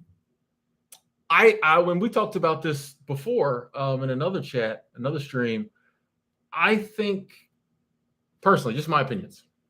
I think men and women both get lonely. I think it might be more socially acceptable it's less socially acceptable for a man to admit he's lonely and to like, man, I just need to find a friend. It don't even feel right for a grown ass man to be like, sorry, I didn't mean to curse. Sorry. It's okay. For a grown man It's a donkey, to be like, exactly, Yeah. for a grown donkey man to be like, oh, I need to, you know what I mean? It feels weird. So yeah, I need to find me some friends. I'm so lonely. Like society has taught us that like, as a man, you need to stand on your own 2 feet. You're fine. Be a man. Suck it up. So I think a lot of times maybe men don't, you know, express it, but I feel like I would imagine we, you know, and maybe that's why you said your guy friends are more draining, because when they do find someone, they're like, oh, you know, because we put these walls up. I'm okay. But I think men and women both get lonely. But yeah, maybe men, we do for that reason, maybe we are a little lonelier because we don't talk about it as much. Whereas women is acceptable. Yeah. To be like, I'm lonely. I need somebody to talk to. And everybody's like, oh, you'll find somebody, girl. But like, dude, if your boy came up, man, I'm lonely, you like, Yeah. hold up, bro. Like, where's this conversation going? It's like we just expect men to be stronger, Yeah. regardless of what's happening in their life, and that's not right. I don't agree with that. Now I could talk 100 years about the mistreatment of men, but people were like, "Oh, men's got it so good. Men toxic masculinity, whatever." I don't agree with it, but whatever. Gilberto coming with the $2 and wants me to read the 2 paragraphs, but let me give you a shout first. Let's see. Okay, HGJ says, about what Allison said, that's a very good point. In Greek mythology, there is a goddess named Hestia. She's the goddess of a warm, happy home. Simply put, she is the personification of togetherness. As time progressed, we lost the hearth, her place in the home, and we didn't need her anymore. Back then, we saw that togetherness was important, that we actually made a god to symbolize it. I don't even know what to say about that. I don't believe in any other gods except for God. But I understand maybe where you're coming from in terms of the togetherness. I think that could be like a whole longer, topic of, I think it's because kind of goes along with what I was saying earlier about like cultures and how there's more togetherness in certain cultures. And we don't value that anymore. Like you could look in America where people don't even take care of their parents anymore. People are just out there in these streets, just like never checking in on their family members. People don't even gather for holidays anymore. And even if they don't celebrate holidays, they just see each other like maybe once a year, but probably not. People don't value together time because they're like, oh, my family's so whatever the thing is, like they don't understand me, they don't care about me, whatever. And it's like we've given up on gathering with each other. And even if people don't have family, like just gathering with friends, like to kind of take that place of like family. Yeah. I think we have lost togetherness. And even like we never even check on our neighbors. We don't know our neighbors. We don't care about our neighbors. We're just mad at our neighbors for doing whatever irritating thing they're doing. Like we're just very self-centered and self-focused. Yeah. So I think togetherness has been lost along the journey. I'm guilty of the neighbors ones because back home, like I I love everybody, but I ain't trying to know my neighbors. And I'll say that, and it's more from a nobody speaks to anybody. Right. So like every time you see them, it is because they're being loud or, oh, that guy didn't hold the door. How dare you? It's always like whenever I think about my neighbors, it's like you said, the negative thing that might have happened. So it's just that is weird, that like, yeah, because I'm not that type of person. But when I think about my apartment complex, I'm like, I ain't trying to know these people. And I'm like, what are you saying, Tim? Like it's right. But yeah, I think that's just the norm. You find yourself falling into that role, Oh, I'd like to give a huge shout out to Life of Lucretia coming in with a new membership on the channel, Munch Bunch. That's what we call our members, our super snackers, if you will. Who? What was the first one? Munch Bunch. Oh, okay. And then super snackers. Okay. So we got our snack pack. It's our family and stuff. But if you want to like go to the next level, become a member, super snackers, Munch Bunch. So you got your memberships live. Okay. Yeah, it comes on live, bro. You got members. You sleeping. I'm gonna give a yodel. Thank you for being part of the membership of the Munch Bunch. Thank you. Welcome. So thank you for doing that on the live because that's always fun to see. Here's a question, kind of off topic, but not. How do y'all feel about long distance relationships? Oh boy. Oh boy. Y'all know what I'm gonna say about this one. I am all for long distance relationships. The few relationships I've had, all been long distance. Part of it is I'm an introvert. So like, I like the ideal of having my own space. Typically for me, I was my place, own space during the week, and on the weekends, on my days off, I'd go like stay with her. Always works out that way. Nobody ever comes and stays with me. I love that. And it was great. Like that works perfect for me. During the week, we might talk on the phone a couple times, but I loved it because there was always that like longing to see her. You know, it'd be like Tuesday and it's like, dang, gotta wait till Friday to see. You know, there never was like the sense of it getting old, or it took a lot longer for it to seem normal. So like I'm all for, but once again, those were long distance, hour or so away. As far as like long distance halfway across the country, or you know, she's in Bali and I'm in, you know, Canada or something like that. I don't know. But like I like the ideal of some separation, just because for me, I don't do well all the time together, same space like that, forever and ever. I did have one of those relationships. She asked me to move in, and I was like, nah, like that would ruin it. Like I know me. Like I was like, it was like 3 months into it. She's like, we should move in, and I'm like, because she had her own place, and I'm like, and there was a spare bedroom. She's like, you can have this. I was like, it'll ruin it. I know me. Like it'll be As long something. as you know yourself, that's good. Yeah. So I'm all for it because I know it works for me. Can't speak for everyone. Allison? Before I answer, I just want to say that we got a lot of little comments about the credit score. HJ said questions about credit score should come about if you're getting married. And then Lance says, if they pay with a prepaid credit card, red flag, and a bunch of other red flags as well. What's wrong with prepaid credit card? Hey, Does debit card count? I pay with everything debit card. I don't know. Like, is debit card wrong? So someone has to have, not coming at you, just asking. You'd be leery if they didn't have a major credit card? I don't think it's like a deal breaker, but I just wonder like why you have to do that. Like why do you have to have a prepaid? So if they always use debit, is that a problem? No. Oh, but if it was like legit prepaid. Yes, I guess it doesn't really matter. Oh, yeah, I'm like, does anyone even use prepaid credit card? I don't think so. I don't know. Do they got that? How do you know? I'd be like, why you got a prepaid credit card? What are you buying? Like, what's happening here? Are you on the dark web? What are you doing?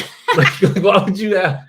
To answer the question about the long distance, I could do long distance for a short time, but I'm a very, like when I'm in a relationship, I'm like a very quality time, touchy feely.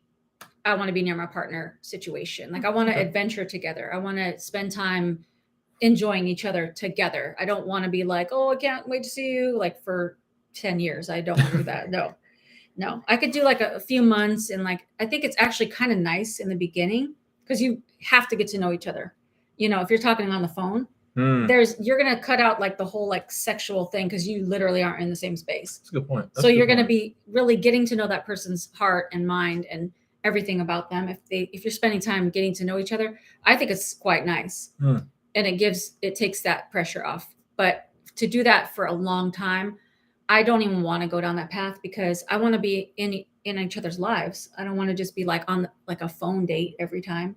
So I don't know. That's how I am.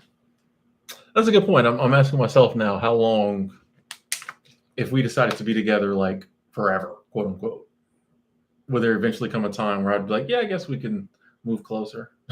Yeah. We can move to 2 cities over. Like I'll still have my own apartment, but like it'll be down the road. I don't know. Let's see. Kent said if someone actually asked me my credit score, I would be impressed. Oh. You know, that is a good point because that shows that they're, depending on how, like if they asked and I could tell they were like credit score savvy, I get it. Yeah. If they're like, oh, what's your credit score? I've been working on mine. But if they're like low key wanting me to spring for something, what's your credit score?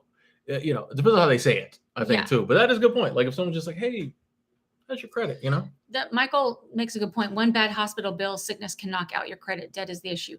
That's true. I can like, I'm not even, that's what I'm saying. Like, I don't really ever think about credit score because there could be a lot going on from old debts, you know? So I think it's the debt for me. It's like, if somebody has a bunch of debt and they're in their like 40s or 50s, because that's my age range, I'm like, why though? Like, what is happening with your, like, if you tried to start a business and like something happened during the pandemic or, you know, lots of things can happen. I'm not saying people can't have debts. I would just want to know like, how'd you get in so much debt? If it's because you're frivolous or you just made stupid choices that you shouldn't have made, then I think that's in your character. And I think you're probably going to continue to do that. So, And I think you'd probably would have already know that. You know what I mean? You would have seen something else. Yeah. And so when you heard about it, you'd be like, yeah, I think that's just the third red flag I needed. Yeah. Okay, hold on. Let me scroll through. Oh, we got another member, Sandra's Diamond Road, who I actually know in real life. Sandra came out to San Diego when I was there, and we had a grand old time. It was awesome, so fun, and I can't wait to see you again at some point, Sandra. But welcome to the Munch Bunch. I love you. Love having you here. It's awesome. 2 new members. Woo! It's exciting. Susan's here also a member. There's lots of members in the chat tonight. So thank you. You do know if I had memberships live, my members will be coming through too. I'm just like, But you sleeping on it, so too bad. I'm just letting you know. If Snack YouTube, Pack members, they coming in. YouTube keeps bothering me to go live with it. I'm just letting you know, don't feel like you just outdoing me too much right now. You know, you are, but like, it's not if the shoe fits. It's not the community's fault. It's my fault. You got a great community. Yeah, I love your it's community them. as well. It's me. So. Yeah, you're right. Yeah. Shout out to the Bunchy Munch.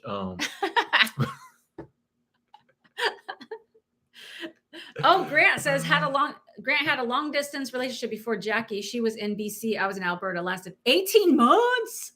That's a long distance situation. How far is that? Is that like, how far apart is that? Is that like a couple hours? I don't know where those places are. Like, is what that were like the things again? Well, BC and Alberta. British Columbia and Alberta. Oh. I don't know how far that is, but 18 months is a stellar. I mean, for long distance. No, I don't want to do that. That's what, a year and a half? Yeah, that's a long time. I'm like, that's 2 years. It's 18 months. Get it together. Let's see. Oh, retired 2019 coming through with the $5. Ooh.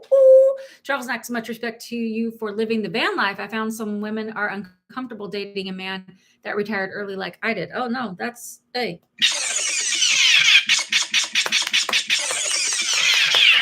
Thank you. No, I don't. I mean, if you worked and you retired early, that's actually, to me, I think that's actually smart planning ahead of time. Like, you knew what you needed to do, you got on it and you did it and you're retired.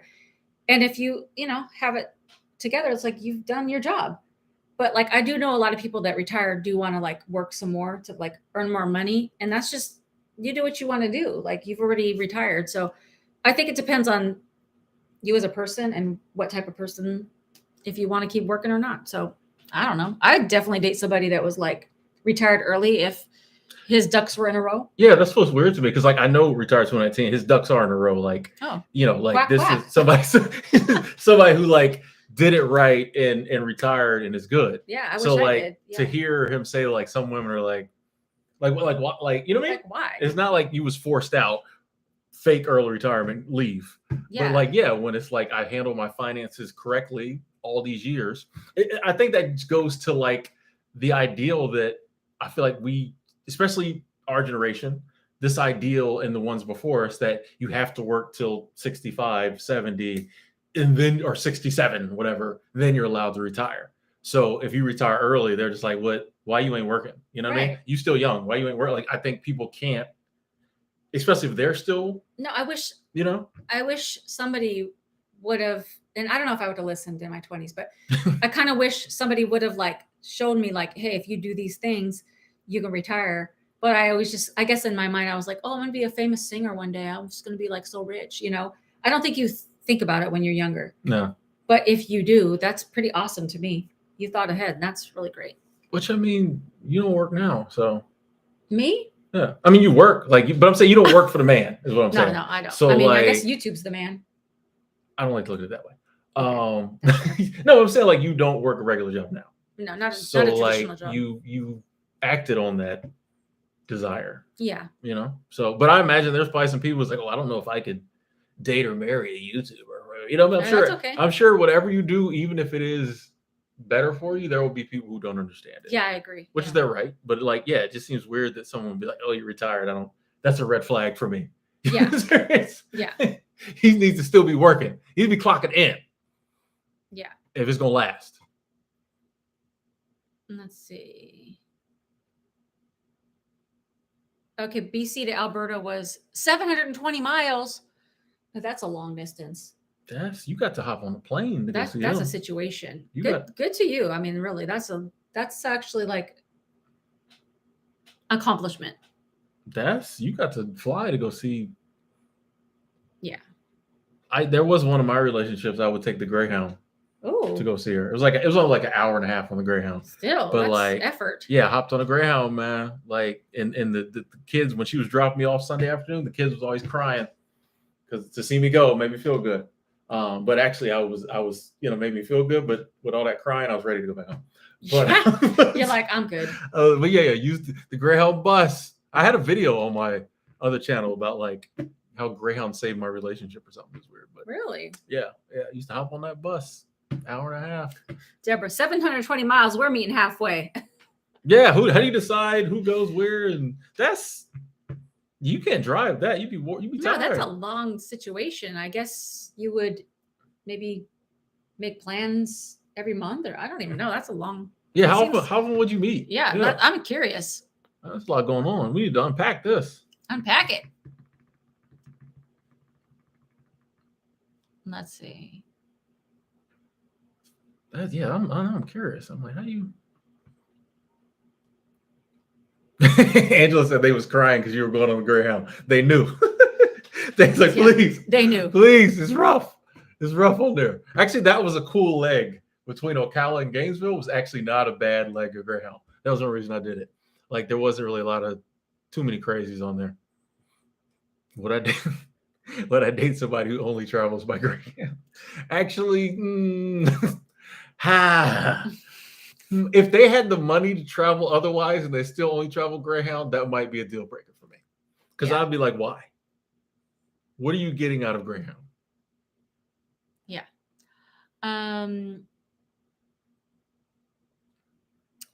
It's the name is only for Anne, but I think it's maybe only fan. I don't know. I had somebody ask me what my debt was on the first date. I think that's a little pushy on a first date. Don't be in my pockets. Like, you're literally just meeting. Yeah.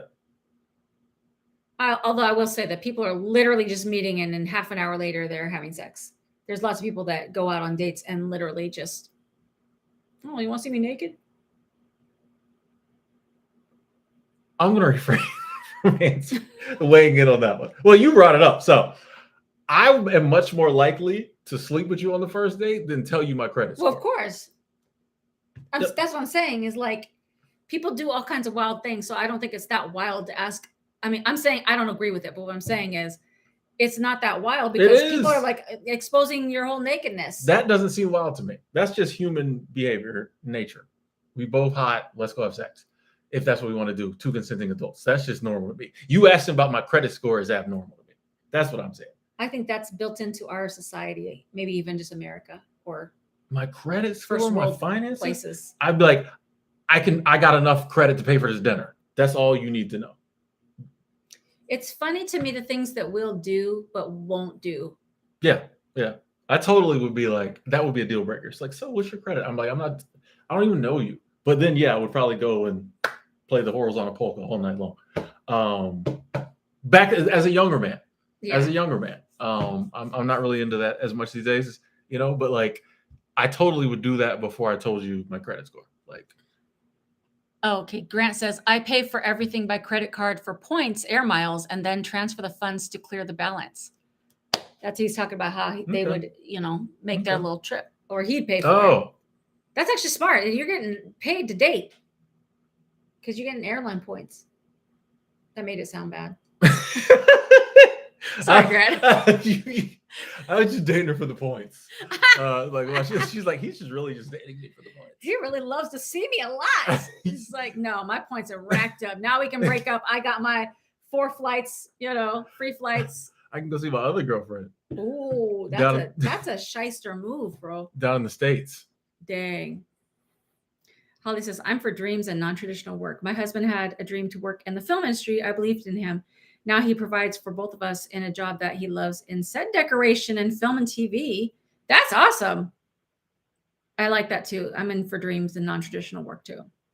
I'm okay with that. Like, that's what I'm saying. Like, I don't mind if a guy has a non-traditional dream or something he wants to do, I think it's, and I know this is subjective, but like, for example, if he has a dream to open a shop or, do something that, I guess it's subjective, but if he's like, I want to be a rapper and he's like 45 or 50, I'm sorry.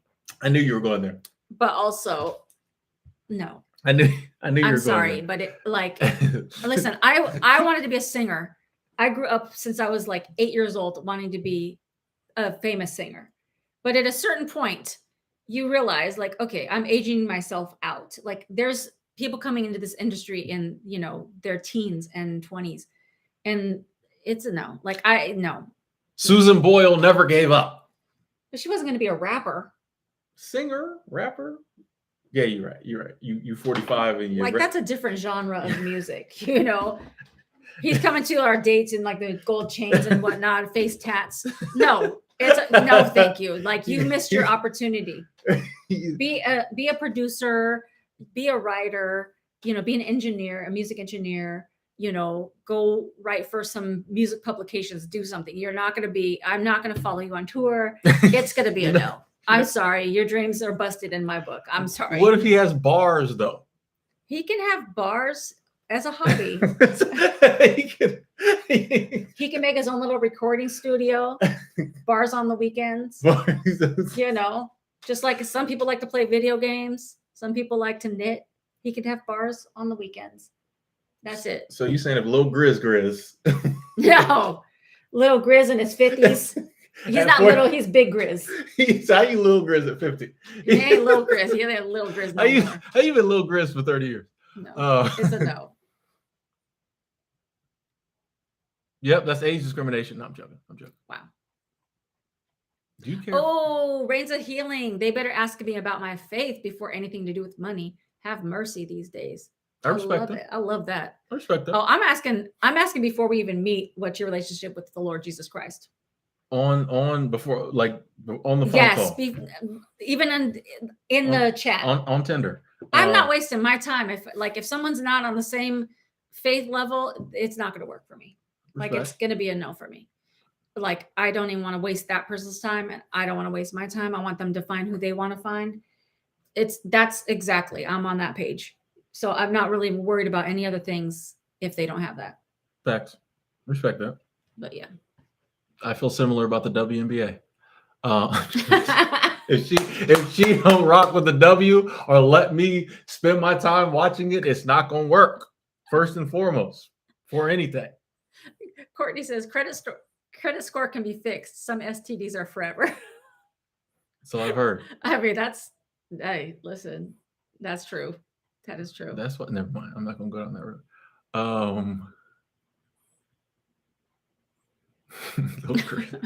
Little Grizz. Michael says, I think non-traditional jobs are fine, but when you get old, will it take care of you? I pretty much kind of agree with that, but kind of not. But I think it depends on how old you are, because yeah, you need to think about your future and like where you're going to go, where you're going to be. Like if you don't have somewhere to live, that could be a problem the older you get.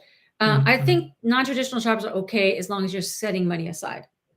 If you're trying to do a non-traditional job and you're like 70 and you don't have anything, like a house, like nowhere to go, I don't know. Like I think at some point you do got to really set yourself up for your future. But why are we assuming that non-traditional jobs aren't going to make as much money as traditional? I feel like that's the assumption. Yeah, that's going true. in. So most of the wealthy people in the world have non-traditional jobs. So I think that isn't because you could say that about somebody with a traditional job who just never did well with their finance. I think it's a financial thing more than a traditional, non-traditional, because you can make way more money non-traditional than you can make traditional, I feel like. Yeah. In some cases. So yeah, I think it just depends. Yeah. HJ, I know of people who has a lot of musical talent, but they were never discovered even though they tried. That is no truer words have been spoken. There's so many extremely talented people, but they never, met up with the right people to like put them on. But at some point you kind of have to accept that.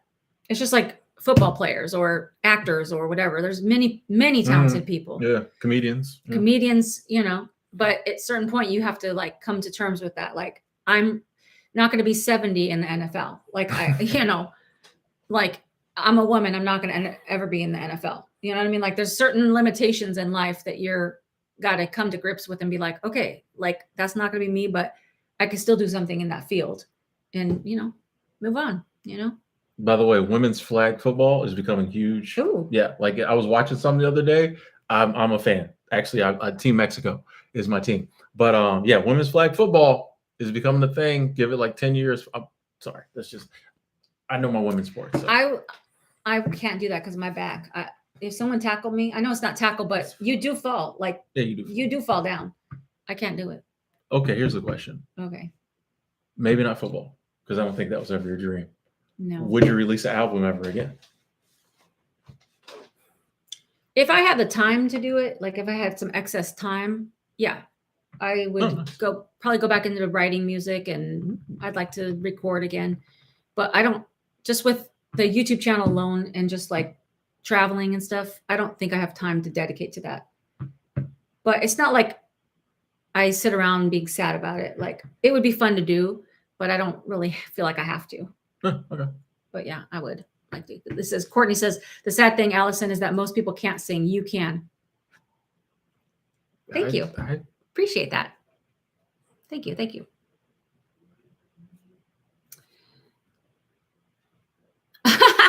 Grant says, so what you're saying is I should give up on my dream of becoming a rapper. Never give up. Listen, Canadian rap might be different. Canadian rap, they don't care. They don't care. It's not like America. Maybe ask Jackie how she feels about it first. I'd like to know what Jackie says. That's his wife. I want to hear what Jackie's thoughts are on you becoming a Canadian rapper.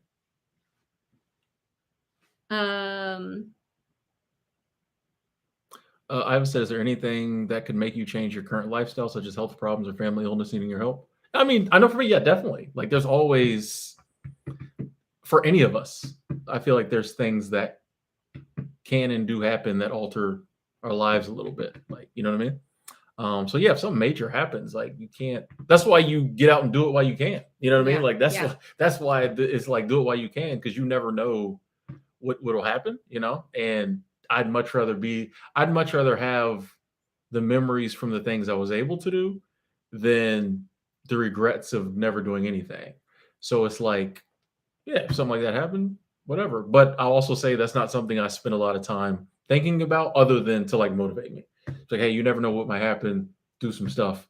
I don't really sit around spending too much time thinking about that, because but like I said, even in a normal lifestyle, that happens too. Yeah. So like, that's just a life condition that tomorrow you could wake up and the whole world has changed. We saw this in 2020. You know what I mean? You wake up tomorrow, your whole life has changed. So that could happen to anybody, I think that's a really strong point that I always try to get across on Travel Snacks channel, is that get out and live your life, because there's pockets of times where things could be steady in your life. And you'll be like, okay, well, I'll just wait another year or another 2 years. In a day, your life could change. In a week, your life could change. Like, take those pockets of time and get out and do the thing. Because, you don't know when, somebody in your family might be in the hospital. You don't know if you might be in the hospital. You don't know if something's going to happen where you lose money or lose whatever. Like, do it now, because you don't know. And even me being on the road, there's been times where I've had to go back to California because of family issues, family being in the hospital, me being sick and unhealthy, and so there's pockets of times where I just fill it in and I just do it because we're getting older. And at a certain point, your body may betray you and be like, no, we're not doing that, And I've heard even people that move into their 60s and they're like, my body doesn't travel well. Like, I don't even want to take a flight anymore. Even if their dreams have been to go visit Europe or whatever, they're like, I just don't feel like I could actually do it now. And I'm like, whoa, that's a shocker. But, I say do it while you can, because you never know.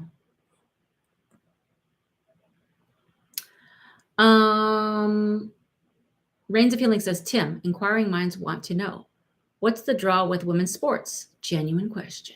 And I appreciate the question because a lot of people just say negative stuff.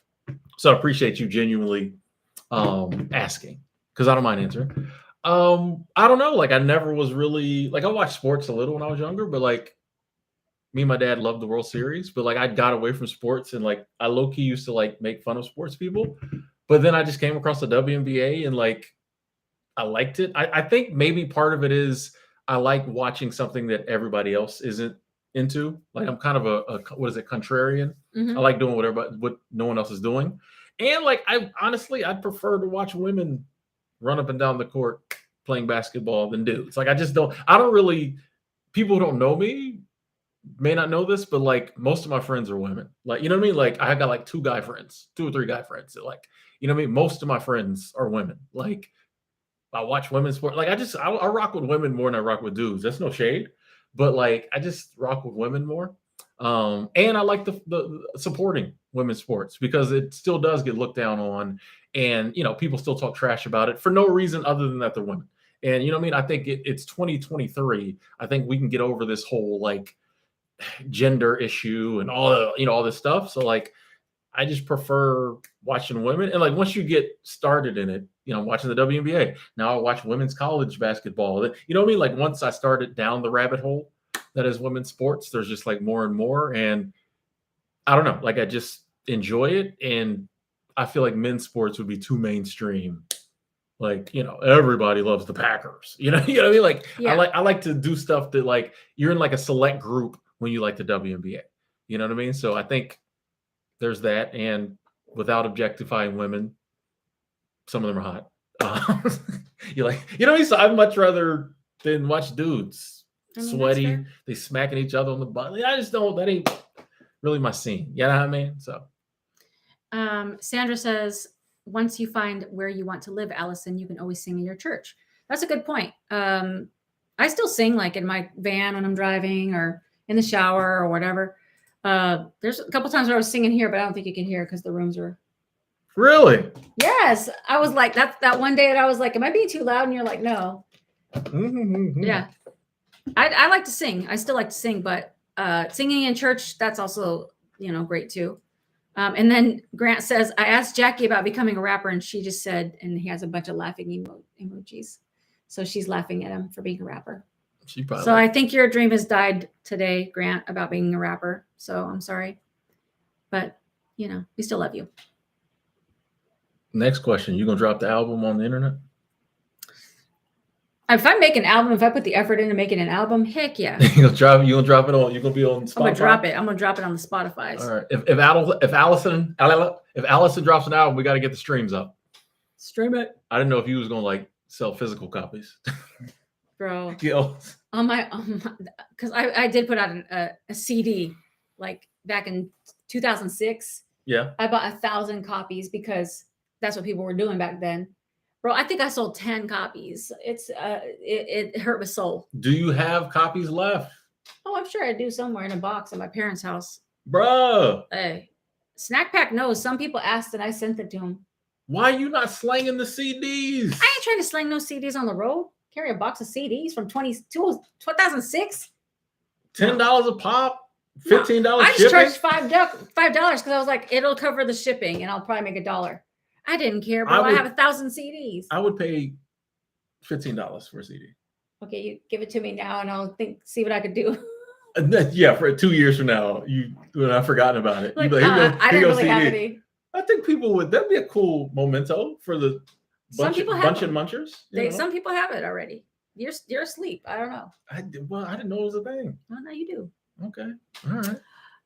Okay, so Michael says, rumor said most Americans don't have 1,000 in the bank. I've heard this for many years. Maybe this is the first date question. Ooh, I don't think I'd ask somebody how much they have in their bank or if they have $1,000 because that from a girl, it sounds like gold diggerish. Yeah.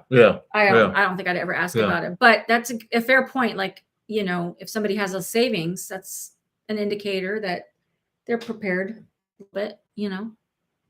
Yeah, I don't think you can ask. So you got $1,000? Because I'm like, what do you want?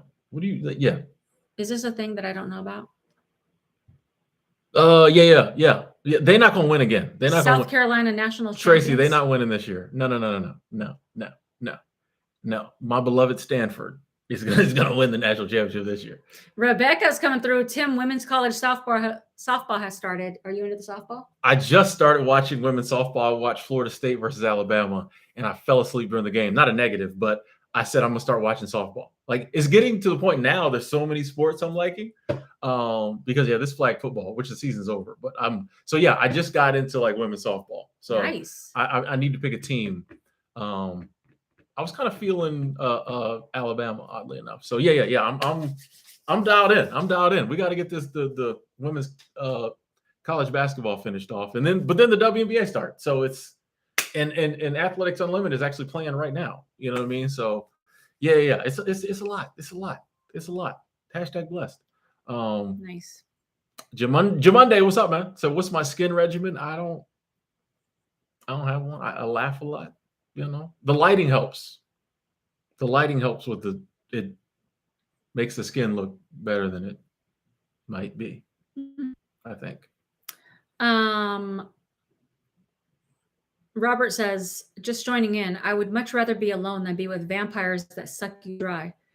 I totally agree with that. Like, there are energy vampires that they will come into your life and like either be super complaining and negative, or just super self-focused, or too like irresponsible or out of control, or just the energy is just too much. Yeah.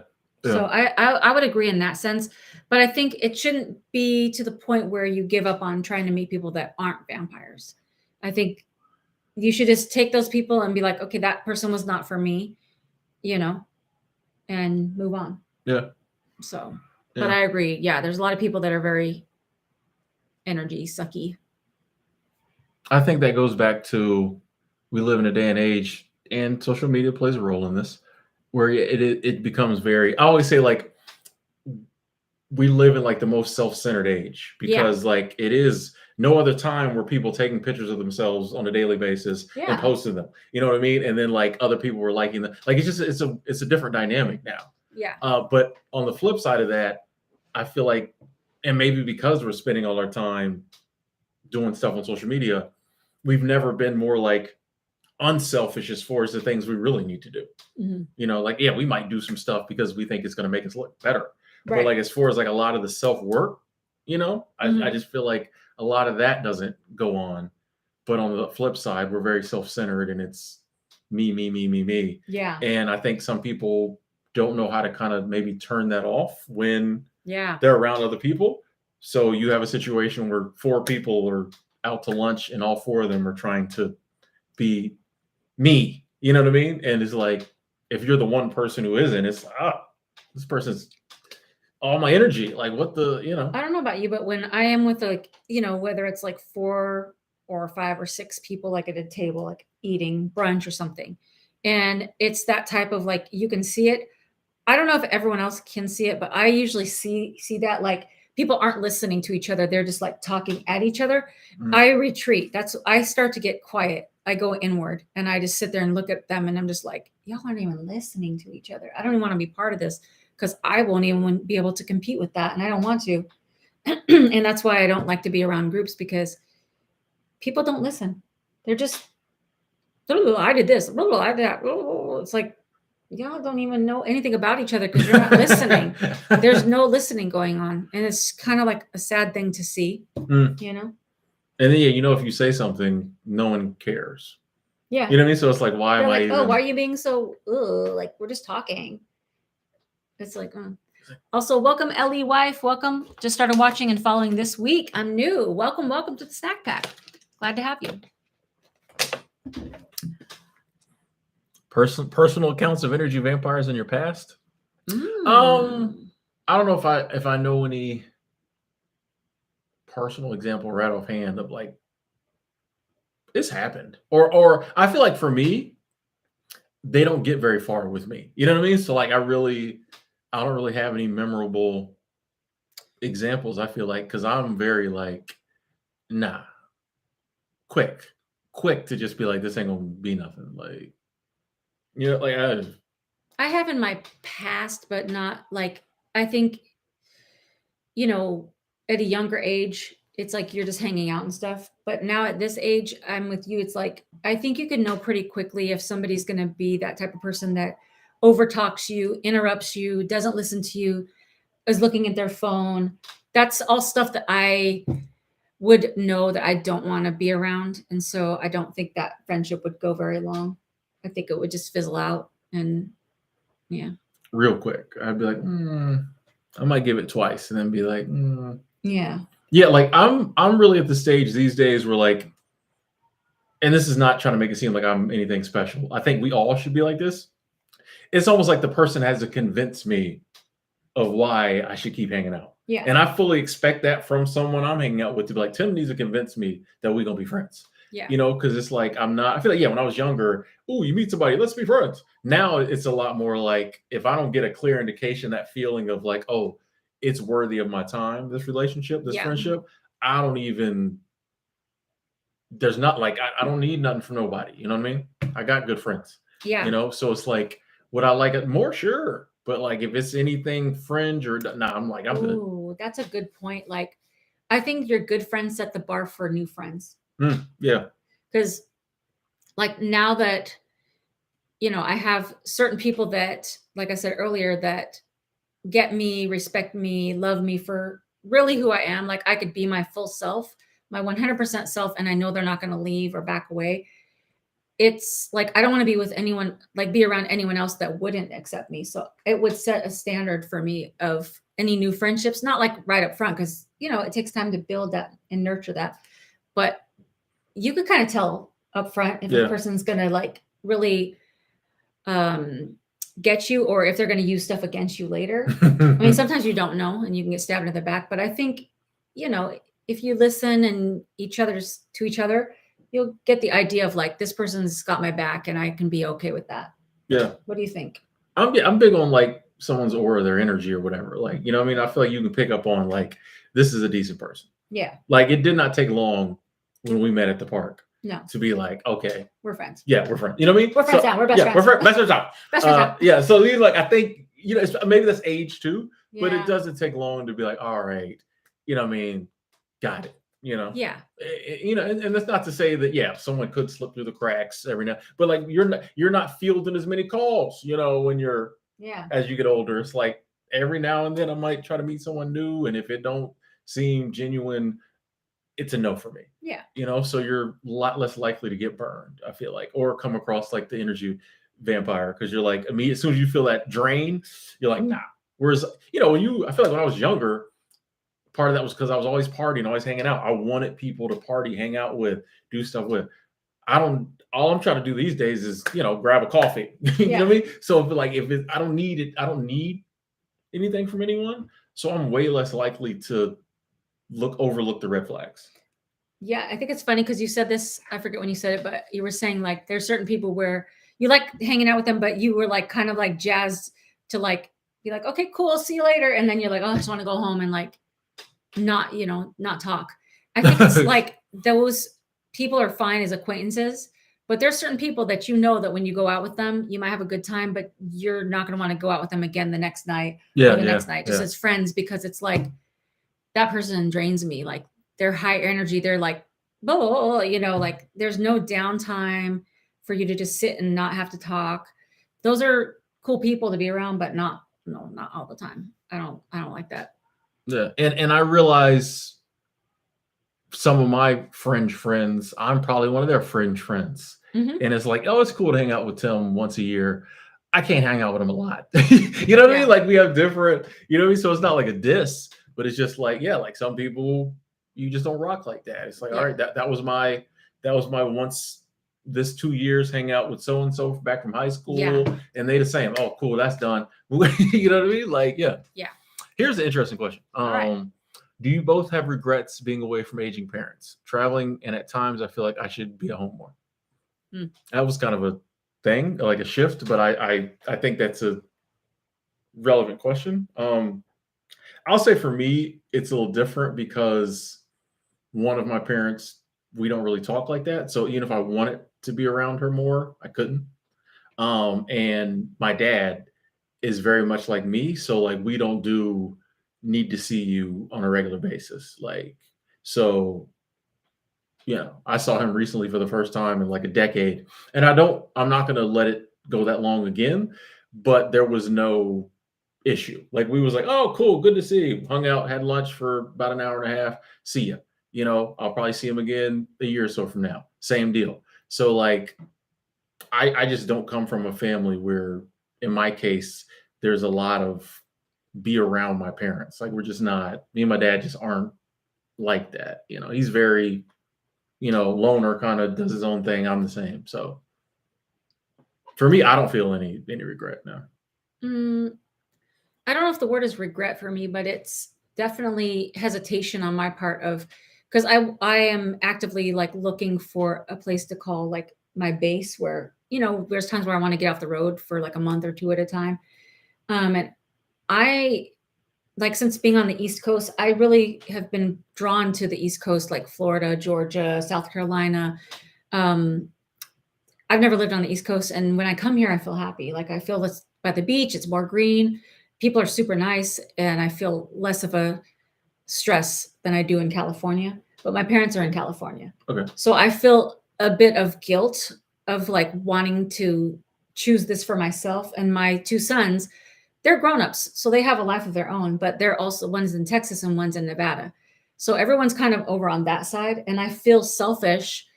And that's like one reason that's really pulling me to not make the decision to like plant some roots over on this side.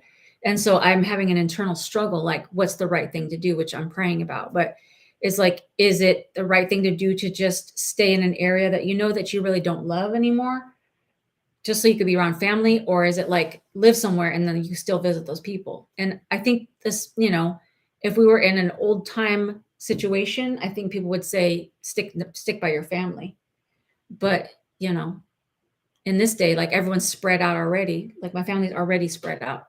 So yeah, I do have an internal battle currently going on. So it's a good question. Yeah, I do. Yeah, that's a good question. I was going to say real quick, and this is just because we're friends. Yeah. Seems like everybody else is living where they want to live. Yeah, they are. So why can't you? That's all. That's all. That's all I'm throwing out. Problem solved. No, yeah, done. See, no, I'm joking. What do you guys think? Like, what? I'd be curious to see what people think. Yeah. Me too. What do you guys think? Do you think that it's like if everyone in your life has chosen where they want to live? Like even my sister lives in Arizona. She didn't like. I'm not saying it mean. I'm saying like she lived in California near my parents, and then she moved to Arizona, so she's further away from my parents. She made that choice, which is not a bad choice, but. What do you guys think? Do you think it's better to stick closer to your family or like live where you want to live and then adapt? Good question. I'm curious to see. While we're answering this, I got to shout out to Sonia. Good to see you, Sonia. Woo! Thank you so much, Super Chat Squad. That is love. All right. There are your hearts. Said, are either of you okay with the possibility of not finding the right person? And if so, what would that look like for you? I've come to grips with the fact that it's a possibility it may not happen. I don't see why it wouldn't. The universe is abundant. But if it doesn't happen, I like to focus on the love I already have in my life. Okay. If I don't get romantic love, like that's one of the reasons like I don't think a lot and get all bummed out about not dating, because I'm like, I've been blessed with so much friendship and love. Like honestly, I got some of the best friends in the world. Like I like to say the best friends in the world, and just the love I get from them. You know what I mean? Yeah. So like, how could I just totally dismiss all that and be like, but I don't have romantic love. You know what I mean? So like, I'm already blessed. So like that's what it would look like. It would just be me continuing to live my life, do what I love with people I love. And then I would just realize in this lifetime, it wasn't meant for me to have love of that nature. There's a part of me, I'll be honest, that thinks that some of the things I did in my past might have pushed the right person away. And so maybe it showed up and I was too drunk. You never know. So that's the thing I think about too. I mean, there's like one specific person I know that it really could have been something, and I was not in the right mind frame for many of the years we were friends to see. And now it's not a possibility of her being in my life again. So like, I think on things like that too. So it's like, if I never find the right one, I just will continue living the amazing life I'm living now without just having that box checked. But I feel like I've got 20, 30 other boxes checked, or I'm working on checking. So like, that just be icing on the cake. Like, I feel like in this society, we're really brought up to believe that's the be all end all, is finding someone. But I'm like, there's so many other things I can do and can enjoy. Yeah, if I don't get to check that box, it's still a great life. Yeah. What about you? I think it's one part acceptance and one part trusting God.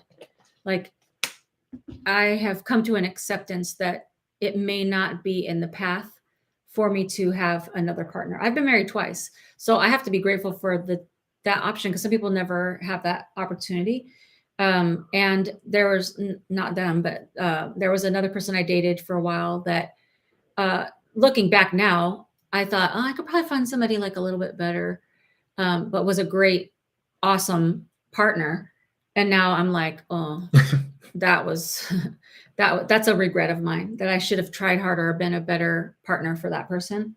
But it also, that person's with somebody now, so I mean, I'm not going to interject in their life, you know what I mean? So I think I have to be grateful for what I've already had, and if God sees fit for me to have somebody, I can't miss it. Whoever God has for me is for me, and if there's nobody for me, then I accept that. And along your lines is like, embrace what I do have. There's no need to, kind of be depressed about what I don't have, because I've been blessed with so many. I mean, like even the snack pack, even this channel, even like friends, there's no way that I should be complaining. Yeah. So if I get a partner, which is my heart's desire, I'd be so happy. But I'm also going to embrace that I don't, and that's okay too. So just keep it going. I think this is funny. Robert says, people are like alcohol. They're okay in small amounts, but after too much, it's time to call an Uber and go home. Facts. Carol has an answer to your earlier question. Oh. Says, you're not an only child, Allison, so live where you want to live and then go visit when you can. In between visit, make lots of phone calls to keep in touch. All right. Amen, Carol. Thank you. Also, Ellie Wife says, I don't know if it's Lee Wife or Ellie Wife, but I'm from South Georgia. Come on home, girl. I love it. Yes. Here we go. I already have friends building up in Georgia. Ricky says, family and friends for me. And then Monana says, pray for sure. God has the place he wants you to be. Maybe with family, maybe not. Where God wants you is the key. And I keep praying about it, but I haven't received an answer yet. So I don't make a move until I get, like, I always pray for abundant clarity. Like, make it abundantly clear where you want me, God. And I haven't received that full answer yet. So I don't want to like just make a snap decision about where to go yet. So I might feel a little lost right now, just floating out there in the world in my van. But, in the meantime, I'm just checking out different areas, and I think it'll become clear. But yeah, I think that's a good point. And maybe you haven't checked out the area yet. Yeah. You know what I mean? You might stumble somewhere and it'd be like, oh yeah, I'm here. Yeah. I'm here, So a retired 2019 said, I relocated and left family and friends behind. It was an adjustment, but I have no regrets. I live life on my own terms while still loving my family. Okay. Muse says, I say, stay close to family that loves you. Life is too short. Oh, that's a good point too. Superbike Racer, if your family is nice, stay close. Otherwise, move away. But then Tracy says, I think it's totally okay to live where you want to live. I've encouraged all 4 of my grown children to do just that, and they have. That's a really good point. Because my boys, if they were in the same position as I am, I would tell them, live your life. If you need to move internationally, if you like whatever you want to do, embrace the best life that you can. Like, fly little birdies, like, live your life. And I'm sure that my parents feel the same way, but I've never really thought about it like that. It's like, I'm the one like overthinking it. And like, even when I talk to my mom and I tell her, oh, I love South Carolina, she's like, oh, that sounds so great. She's never like, oh, you hate us, come back home, Yeah. I think it's mostly me because, as family gets older, my parents are getting older. It's like, I don't want to miss the time with them. But also at the same time, it's like, I want to embrace the life that I'm living as well. Gary Vee always says something where, and this is kind of different, but this is when he's always talking like kids, and he says sometimes the reason you have to do what you want to do in life, even if your parents don't agree, is so for them. Because if you end up following with their advice and it's not what you want to do, you'll end up resenting them. And then your relationship will be, you know what I mean? It'll ruin your relationship in the future. He's like, so to protect the relationship, you got to go do what you want to do. And then there's none of that. And I always thought that was cool. It's like sometimes, you got to do, and this is kind of different, like I said. But I've always thought about that. Like sometimes you got to do what you got to do, and then and make sure there's not low key like, oh, I had to be here because my parent. You know what I mean? Like, it's like it's real. That's real. You do what you want to do in life. It's real, and then no one has to worry about nothing. I think the other thing is like, if let's just say that I decided I'm moving Georgia, wherever.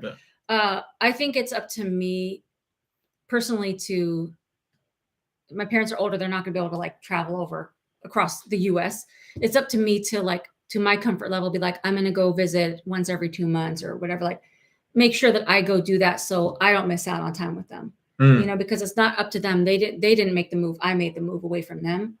So I think it would be up to me to like, make sure I feel comfortable with the amount of time I'm spending with them. If I decided to go that direction.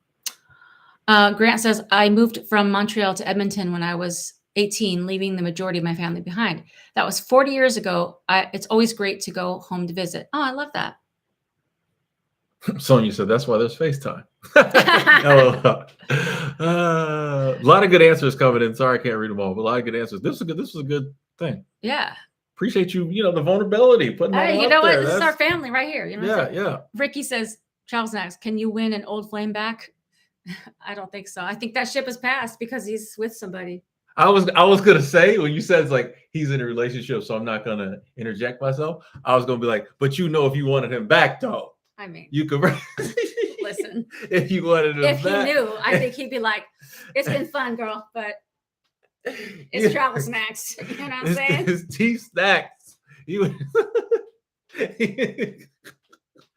I don't think he even knows that I feel like this. Oh, really? Yeah, I don't think he. Okay. No, I don't think he knows that I have the regrets. Oh, he doesn't. You smooth dipped on him, like.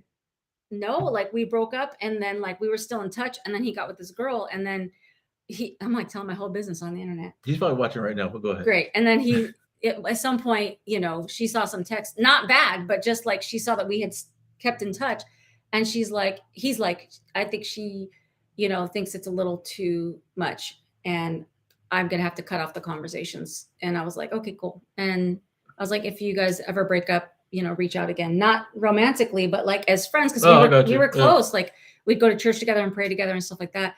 And then like he went on, and like, there'd been times where I'd stalk his Facebook and I'd be like, dang, he's still with that girl. And then over time I was like, dang, she got a good one, bro. Like I set her up for a good one, bro. You did. I did my part. That might have been the part and that's fine with me, and that's okay. Like to me, if he's happy, that makes me happy. And, and if it's meant to be, I always say it'll be. So clearly it's not, and it's okay. And if one day our paths cross and it's supposed to be, it will. So I don't know about winning it back, but for now it's okay. I told you with me, like anytime I break up with someone, they get married or get like a long-term for the rest of their life relationship. Like if you want to get married, date Tim, break up, and then you'll meet your life. Totally. Either they get married or they meet someone and they're together for like 5-10 years. Like it's crazy. Like what it is I think once they date me, they realize what a good man is. And then I mean, okay. And then they go find. That's facts. You are a good man. That's well, thank you. We still learn. We still growing. But Sandra says, I'm struggling with the same way, Allison, with where to have a home base. Oh, Sandra, I totally feel you on that. I feel you. Let's see. The financial benefits of relocating from California to South Carolina are tremendous. I mean, honestly. That's what Retired 2019 said. Like I just told my mom, I think a couple of days ago, I was talking to her about my whole like debacle of like where I should plant my roots a little bit.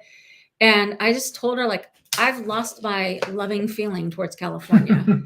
It's been a minute since I was proud to be a Californian, just for various reasons that we're not going to go into because of politics, but just the cost of living in California is atrocious. Like it's just literally throwing your money out to the wind. So yeah, even coming over to the East Coast, like even financially would be a better move. So yeah, there's lots of different reasons why I'm kind of ready to make moves. Carla said, really? Tell him I'm DMing you. Oh, this is going to work out good for me. Short term. Yeah. Tom says, guess I'm not the only one who feels a little lost. No, definitely not. You know, there's times where I'm like, oh, I'm just floating around. I don't know what I'm doing. I made a video it was probably the end of 2021. And the title was like, I don't know what I'm doing out here, but like, I'm enjoying it. Like that was when I left Montana and I went to Arizona for my good friend Abby's wedding. And I was like, well, I for some reason, Arizona kept coming to my head. And I was like, well, maybe I'll get a place here. I was looking for apartments there. That didn't go through. I didn't know what was going on. Like I literally was just like in my car traveling around, no clue what was doing. Like I was like, I feel so lost right now. Mhm. But then I was like, well, I'm just gonna enjoy it.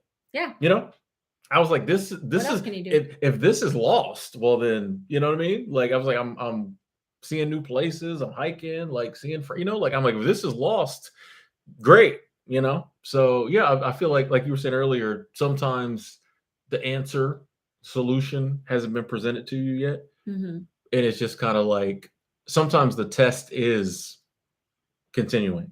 Yeah. But at the end of the day, all you can do is continue. You know what I mean? So like, Yeah. even if you like just let it get you down, you still have to continue. So that's what I'm like, all right, Tim, like you don't have to know it all. And then like things worked out. Like I ended up going to the Grand Canyon to work eventually. Actually, I came here for a while, then went to the Grand Canyon to work, and then, you know, linked with my roommate and got the place in Denver. So it took a few months, but like it all worked out. But yeah, Yeah. I just felt so lost for a while. But yeah, it happened. Khalil's Racing comes in with a $2. Let's give a shout. Let's see. Thank you, thank you, thank you. I appreciate the super chat. It's a blessing. I appreciate it. Let's see. Mo Nana says, I would totally do that, Tim, so I could then marry again. Say what? Anyway, you're too young for me. I'm telling you, ladies, I don't know what it is. There's gonna be a line out the door. There'll be like, can you date me for a month?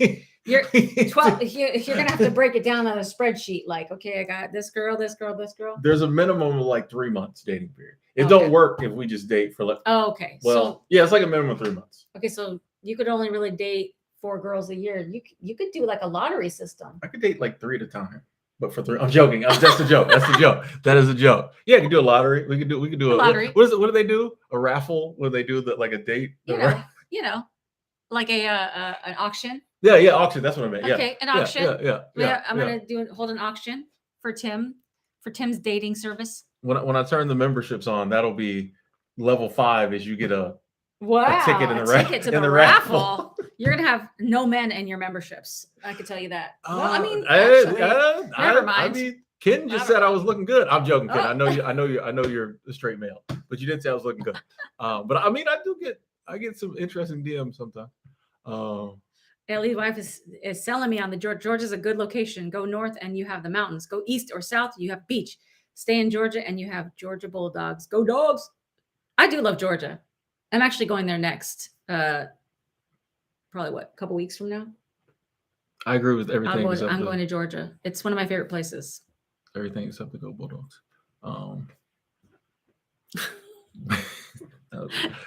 That's wrong. Oh, Ben P. Gray said, living in the Subaru, would like to date if it would have to be a fellow nomad or car van dweller, so you can understand each other. Okay. And I think I would imagine there's a lot of van dwellers, car dwellers, same thing. Yeah. I don't know. Like, I used to kind of think that way too when I was first living in vehicle life. But I've broadened my horizons to maybe people that are retired, because if somebody retired, they don't have to live in a vehicle, but they have more opportunity to travel, or somebody that works remotely. Okay. Because if you just like narrow it to just vehicle dwellers, you know, you might miss out on somebody that also has an adventurous spirit but doesn't live in a vehicle. Oh, So, okay. but I mean, Okay. I'm not, you know, anyone can do whatever they want, but I kind of started out with that thought too. Like, it's going to have to be, you know, a nomad, but you can branch out a little bit But basically, someone with the freedom to. with the freedom, but also the spirit of being Mm. a little wanting to get out more. Cause I don't know that I would want to date someone that's like a homebody, like never wants to go anywhere. I think that would possibly drive me crazy just because it's like, I don't want to, I'm a homebody in terms of like wanting to relax in a place, but not in like the house just all day, every day. Like I don't like that feeling. Gotcha. Ooh, IC says, float until it is so clear that you will just do it. I went through this for 2 years and finally I visited the place I wanted. And in 2 weeks I was moved. I call my family and visit a lot, but I'm happy. I love that. That's true. Like, I think that's what I'm going to do is just like wait until it like is super clear. Like, I love this place. I'm moving here. You're gonna drive through Kansas one day and be like, "This I is don't it. think it's going to be Kansas. This is I it. don't think it's going to be. Need But you Knuckle, never know. Kansas. You're gonna be like, "This is it. I don't know. This is where I'm gonna be." Yeah.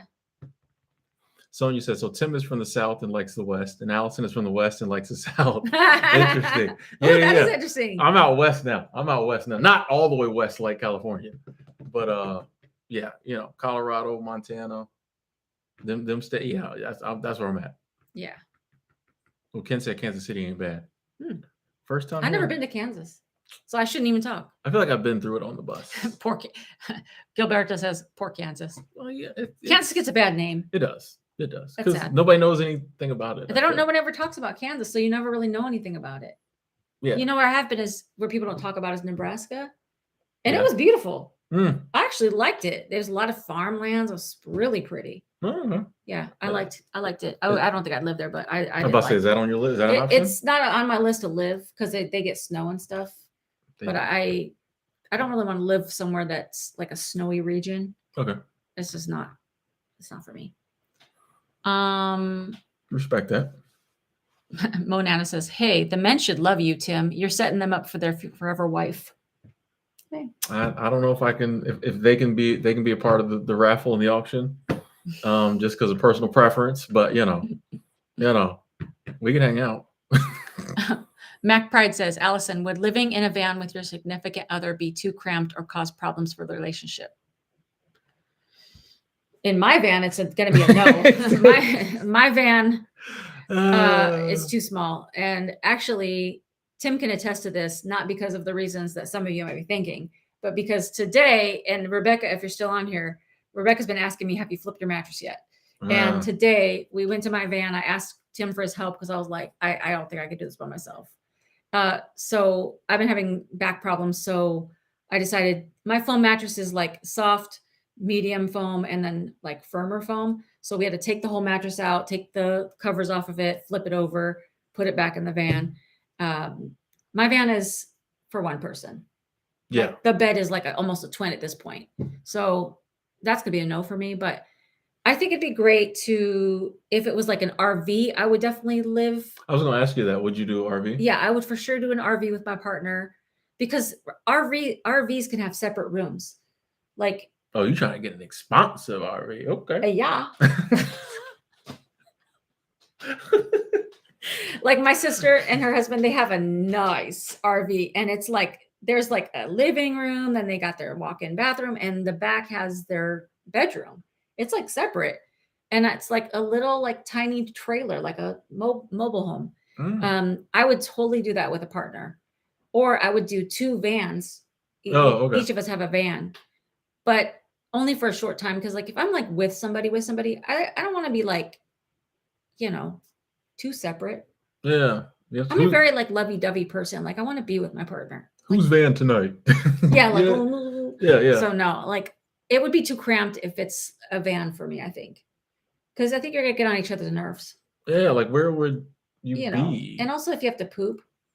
Oh yeah. Like even if you'd be like, can you step out of the van? I got to poop. And then they come in and it's like smells gross. Yeah. I'm not trying to smell. No, I don't want to do that. So it's no. So RV. Okay. RV be okay. RV. Okay. Yeah. That's interesting. I was going to ask you that. Like, would you do RV? I but it has to be an expensive RV is what I heard. He has to have a good credit score so y'all can go in together on the expensive RV. That's what I'm hearing. Yeah, that sounds good. That's what I'm hearing. You would like Kansas if you like Nebraska. Okay. All right. A little uptick for the Kansas. I heard Ricky says, I heard RVs don't last long. You have to take good care of them and protect them from the weather. Yeah, I've heard that too. So I think it just depends though, like the type of RV that you have, and you have to winterize it. And again, it's like, like they say, more money, more problems, or like bigger things, more problems. Yeah. It's like even going from a car to a van, the problems escalated real quick because you have more things that you got to like take care of and look into. So an RV, it's like having a home. So yeah, I definitely agree with that.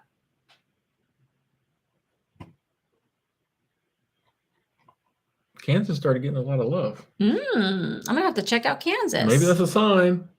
Also, I'm gonna probably make a video about this, but since we're talking, Kansas is one of the last frontiers if you want free land.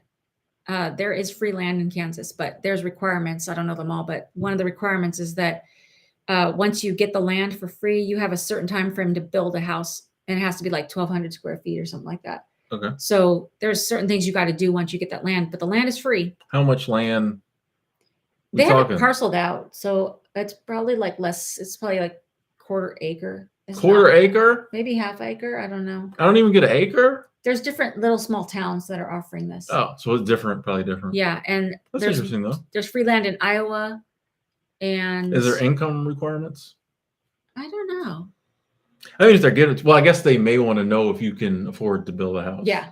So you might be like, yeah, I'll build a house, and you get it, and then they're like, yeah. But yeah, you can't yeah, and they have had it up for a while and have had a hard time giving the land away for free.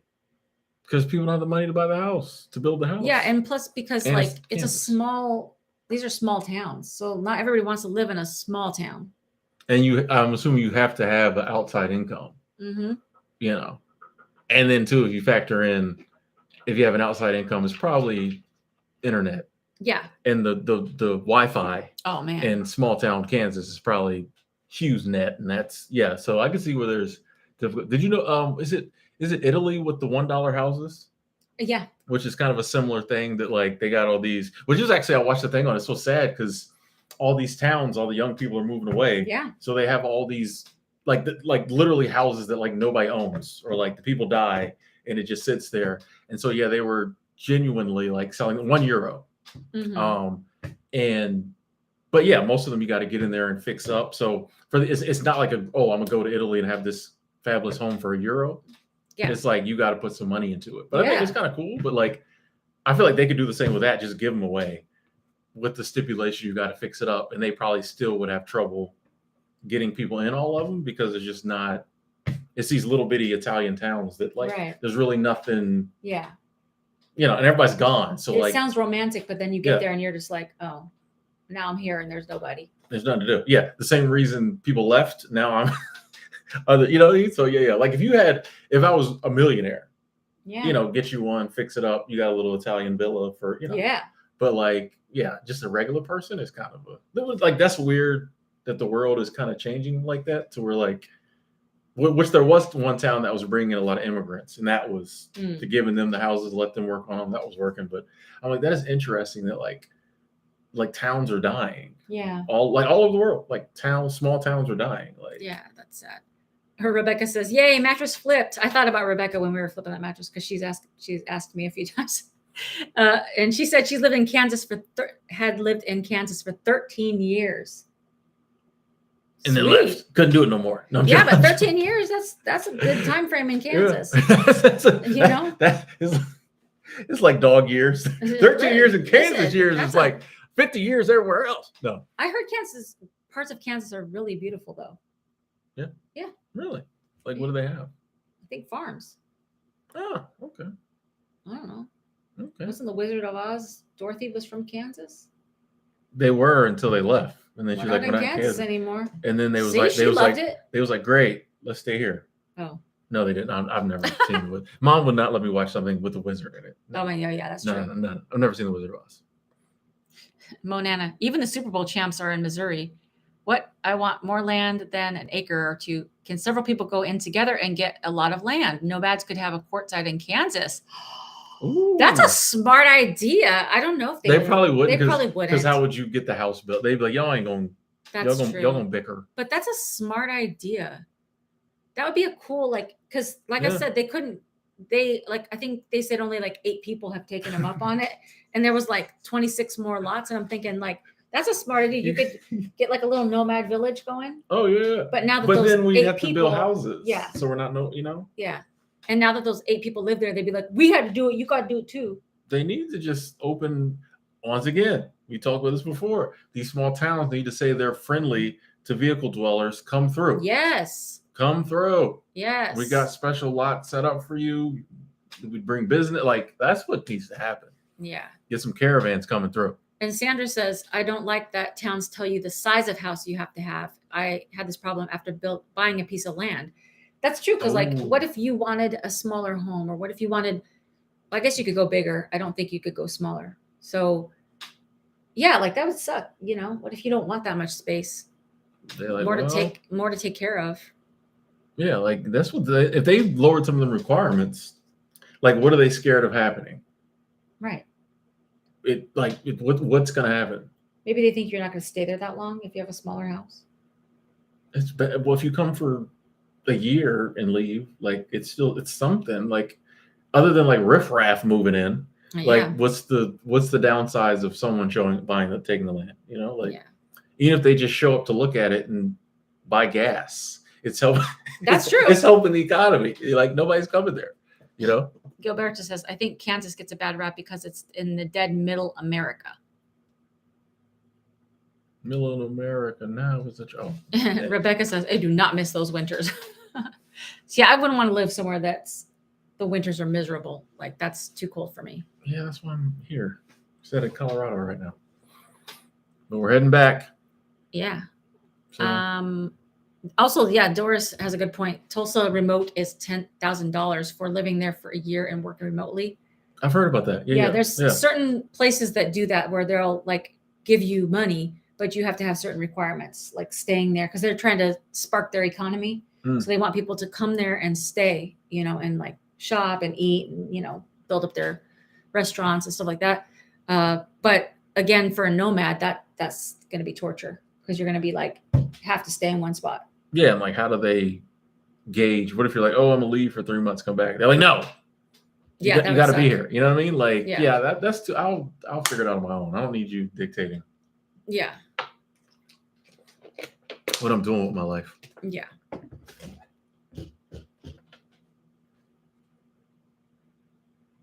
Lori, there are mattress toppers that are like gel or combination of gel and fabric. I got one for tent camping. It's awesome. So the reason I flip my mattress is because I think my mattress is too soft and my back, I need firm pressure. So I'm going to start there by just flipping the mattress and putting the firm foam on top. And hopefully that'll be good. So once I get in my van after I check out of here, I'm going to give that a test for a few days. If not, I think what I'm going to end up doing is just throwing the mattress away and getting one of those, I think it's called a bukaton, but it's like a futon. It's like a Japanese futon mattress. And they're a little more firm. And they're supposed to be really good for your posture, for your back, but also comfortable. So I might try that because I think these softer mattresses, as I'm getting older, is too soft. It's not supportive. So you getting fancy? I mean, Japanese mattress? Okay. We got to take care of our health. True. Living in these streets. True. So, True. Yeah. Kansas has lots of tornadoes. I don't want that. Tornado Alley. But I mean, these days, everywhere's got a thing. Yeah. You know, so. Oh, Grant, come set up shop here. It's only -8 Fahrenheit right now. It's going to be a no. I'll come for a visit, but it's going to be a no for the visiting. I mean, for the living, I can't live in this. No. Oh, RV Grandma Charlotte. I watched a video today where she got a latex mattress for her van. It doesn't go soft like foam, she says. A latex mattress? I've never heard. Latex? Sounds pricey. Oh, that's interesting. Monana, middle America feeds the whole country, which is great for us all, but a lot of wheat and corn is a little boring, I guess. That's true. I'm trying to think of like there was a state I was going through on the Greyhound that it was nothing but fields. It was just like I was just staring out the window because like there's no signal on your phone, so it was just like staring out the window, and it was like cornfield, wheat field. I was like, this is beautiful for the first 5 minutes, and then it was just like. You're like, okay, I'm good. I'm like, this is great. Yeah. I was like, interesting. But it's just like that is one of the states that when people are telling me the earth is overpopulated, always I remember because I'm like, bro, there's literal states where there's nobody for acres and acres and acres and acres. I'm like, the world is not overpopulated. Like we just all be in one place or the same places. But I'm like, there's whole states where there's like nobody there. Like there's more wildlife and livestock than people. Yeah. So I always remember that. Like, if I'd never seen that, I probably would say it too. Oh, populated. But like, bro, it's just my opinion on it. All right. So what's our final word on loneliness? I mean, I don't know how long you want. Oh no, I'm probably good on wrapping it up. So. I would say I think we are going through a loneliness epidemic. I think it's good to have conversations like these where we can talk about it.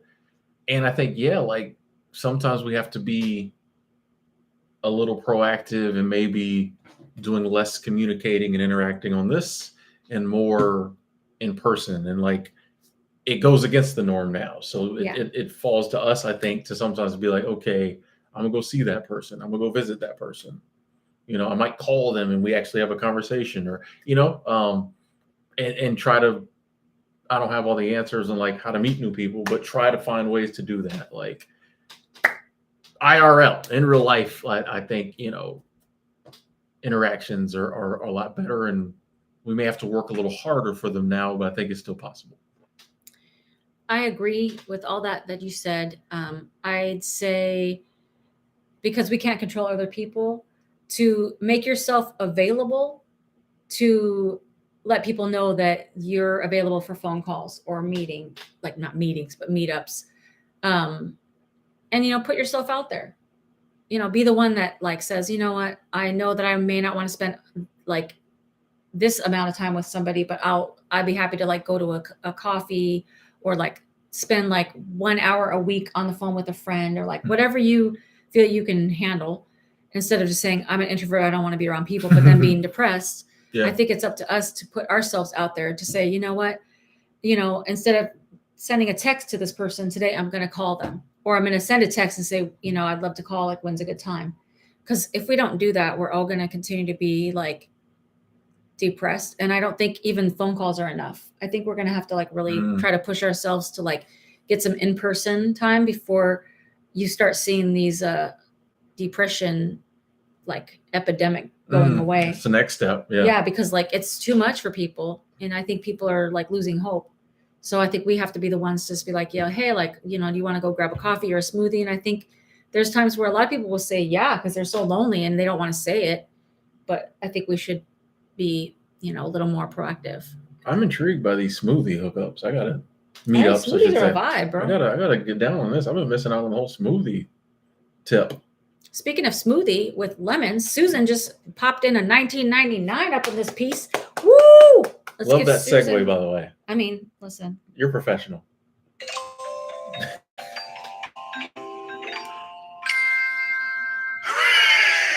Thank you, Susan. Thank you so much. Flag football will save us all. Hey, I'm telling you, that flag football, I'm a fan of Team Mexico. They beat America in the. Okay, I'm getting too deep, but yeah, I'm telling you, this flag. Somebody mentioned flag football. I was like, whatever. Then I watched some. I'm like, this is flag football's nice. This is good football. Yeah, and both my boys played flag football when they were younger. It was fun to watch because you're always like thinking they're gonna get the flag, and they get close, and it's like, or they like, you don't even see them grab the little flag, and then it's off on the floor, and you're like, oh, they got it. Like, it's fun. It's fun to watch. I love some of the Mexican ladies, like when they scored a touchdown, would blow a kiss. I thought like it's a whole vibe. They got a whole different vibe. Like nobody does that in regular football. That's something I might actually watch. Flag football. That seems fun. It was pretty. I was like, man, this is because now YouTube serves up all the women's sports to me. Yeah. So like, and then it'll show me like these weird sports, right? There is Oh no. there's a sport called cycle ball, I think, and it's like it's a smaller field. It's a really small kind of like, and it's indoors. Say like half a basketball court maybe, and there's kind of like soccer goals on each end, and they're on bicycles. No, they're not. Three Stop it. No, three that's guys, fake. 3 guys on each team. What And channel actually did you 2 guys. see this It's on YouTube. It's like in Europe, and the crowd was packed, and there's 2 guys on each team on bicycles, and they have to get a ball through the goal What in the world? with the wheel. I was like, what is this? I'm telling you, Europe, they got some stuff going on. Like, it's called cycle ball. And I was like, this can't be real. And nope, they were on bikes with the front wheel, and they were getting it in the goal. Like, one guy was just in front of the goal blocking. Wow. And I'm like, he's never going to move. And then he had to move off, and they scored. It was dudes, so I couldn't watch much. But it was like, there's some weird sports out there, man. People are too lonely. There's like That's proof right there. We just proved it. There's People are like too lonely. soccer on a ping pong table. Soccer on a ping You pong play table. basically ping pong with a soccer ball. Yeah, I'm telling you, there's a lot of weird sports out there. This is a But rabbit listen, hole. I'm actually like, I mean, at first I want to like joke about it, but now I want to like be happy about that people are getting out at least to in-person situations. It's fun. Nobody should ever knock anyone trying to have fun. That's what I say. Unless, obviously, not hurting other people. But I think if people want to do weird sports, go for it. Like, you're building camaraderie. You know, they probably go out for pizza afterwards. You know, talk about their little tricycles. Listen, it's fun. Is that a red flag? If you meet a guy and he's like, "Oh, my hobby's cycle ball." Listen, he's probably got to have nice calves, though. Nice legs. If you're a tricyclist, trying to wheel and arms too. It's not a tricycle. What is it? It's a regular bicycle. I'm sorry. On 2 wheels? Yeah. Oh well, that's activity. But it's a little different. But yes, 2-wheel kind of. You know how good your arms have to be like controlling. Why do I feel like you're gonna look up cycle ball and be at a tournament next time you go to Europe? I don't know, man. Be at the I and the cycle ball. You might have introduced me to my new husband. Like, what's your husband do? I'll be like, he's a cyclist, but I don't tell the whole thing. You know, he's a cyclist, and someone sees him. He's a. Yo, I'm telling you, look it up. It's on YouTube. It's called cycle ball. Blow your mind. Not psycho ball. Cycle ball. I'm telling you. Rabbit holes. Back pride. Allison gonna be a cycle ball groupie. Stranger things have happened. It's not gonna be on this live stream tonight, though. Is that travel snacks after dark? Yeah, late night snack. Late night snack. Let me tell you the stranger things. Oh, all right, awesome. Well, it's been really fun. Thank you for all the best, awesome, fun comments and all the introspective comments. It's been awesome. Thank you for all the love, support, donations, new members, current members, all the snack pack, all of Tim's awesome family. It's been a good time, and thank you all for tuning in. Big shout out to the thumbs uppers, the lurkers, the usual suspects. Love it. The whole community. Thank you all for tuning in. Y'all know it's always love. Yeah. And this was always fun hanging out with the tea snacks. Yeah. So love each and every one of y'all. Yeah. If you haven't been told, you are valuable. You bring so much to the world, and I love you if no one's told you. There's so much love, and just keep that in your heart. Stay blessed. Always. See y'all. Until next time. Bye for now. Bye. Bye. Bye. Bye. I'm not ending it till you hit end. Okay, we're gonna count to 3. Ready? 1, 2, 3. You didn't click it. I did.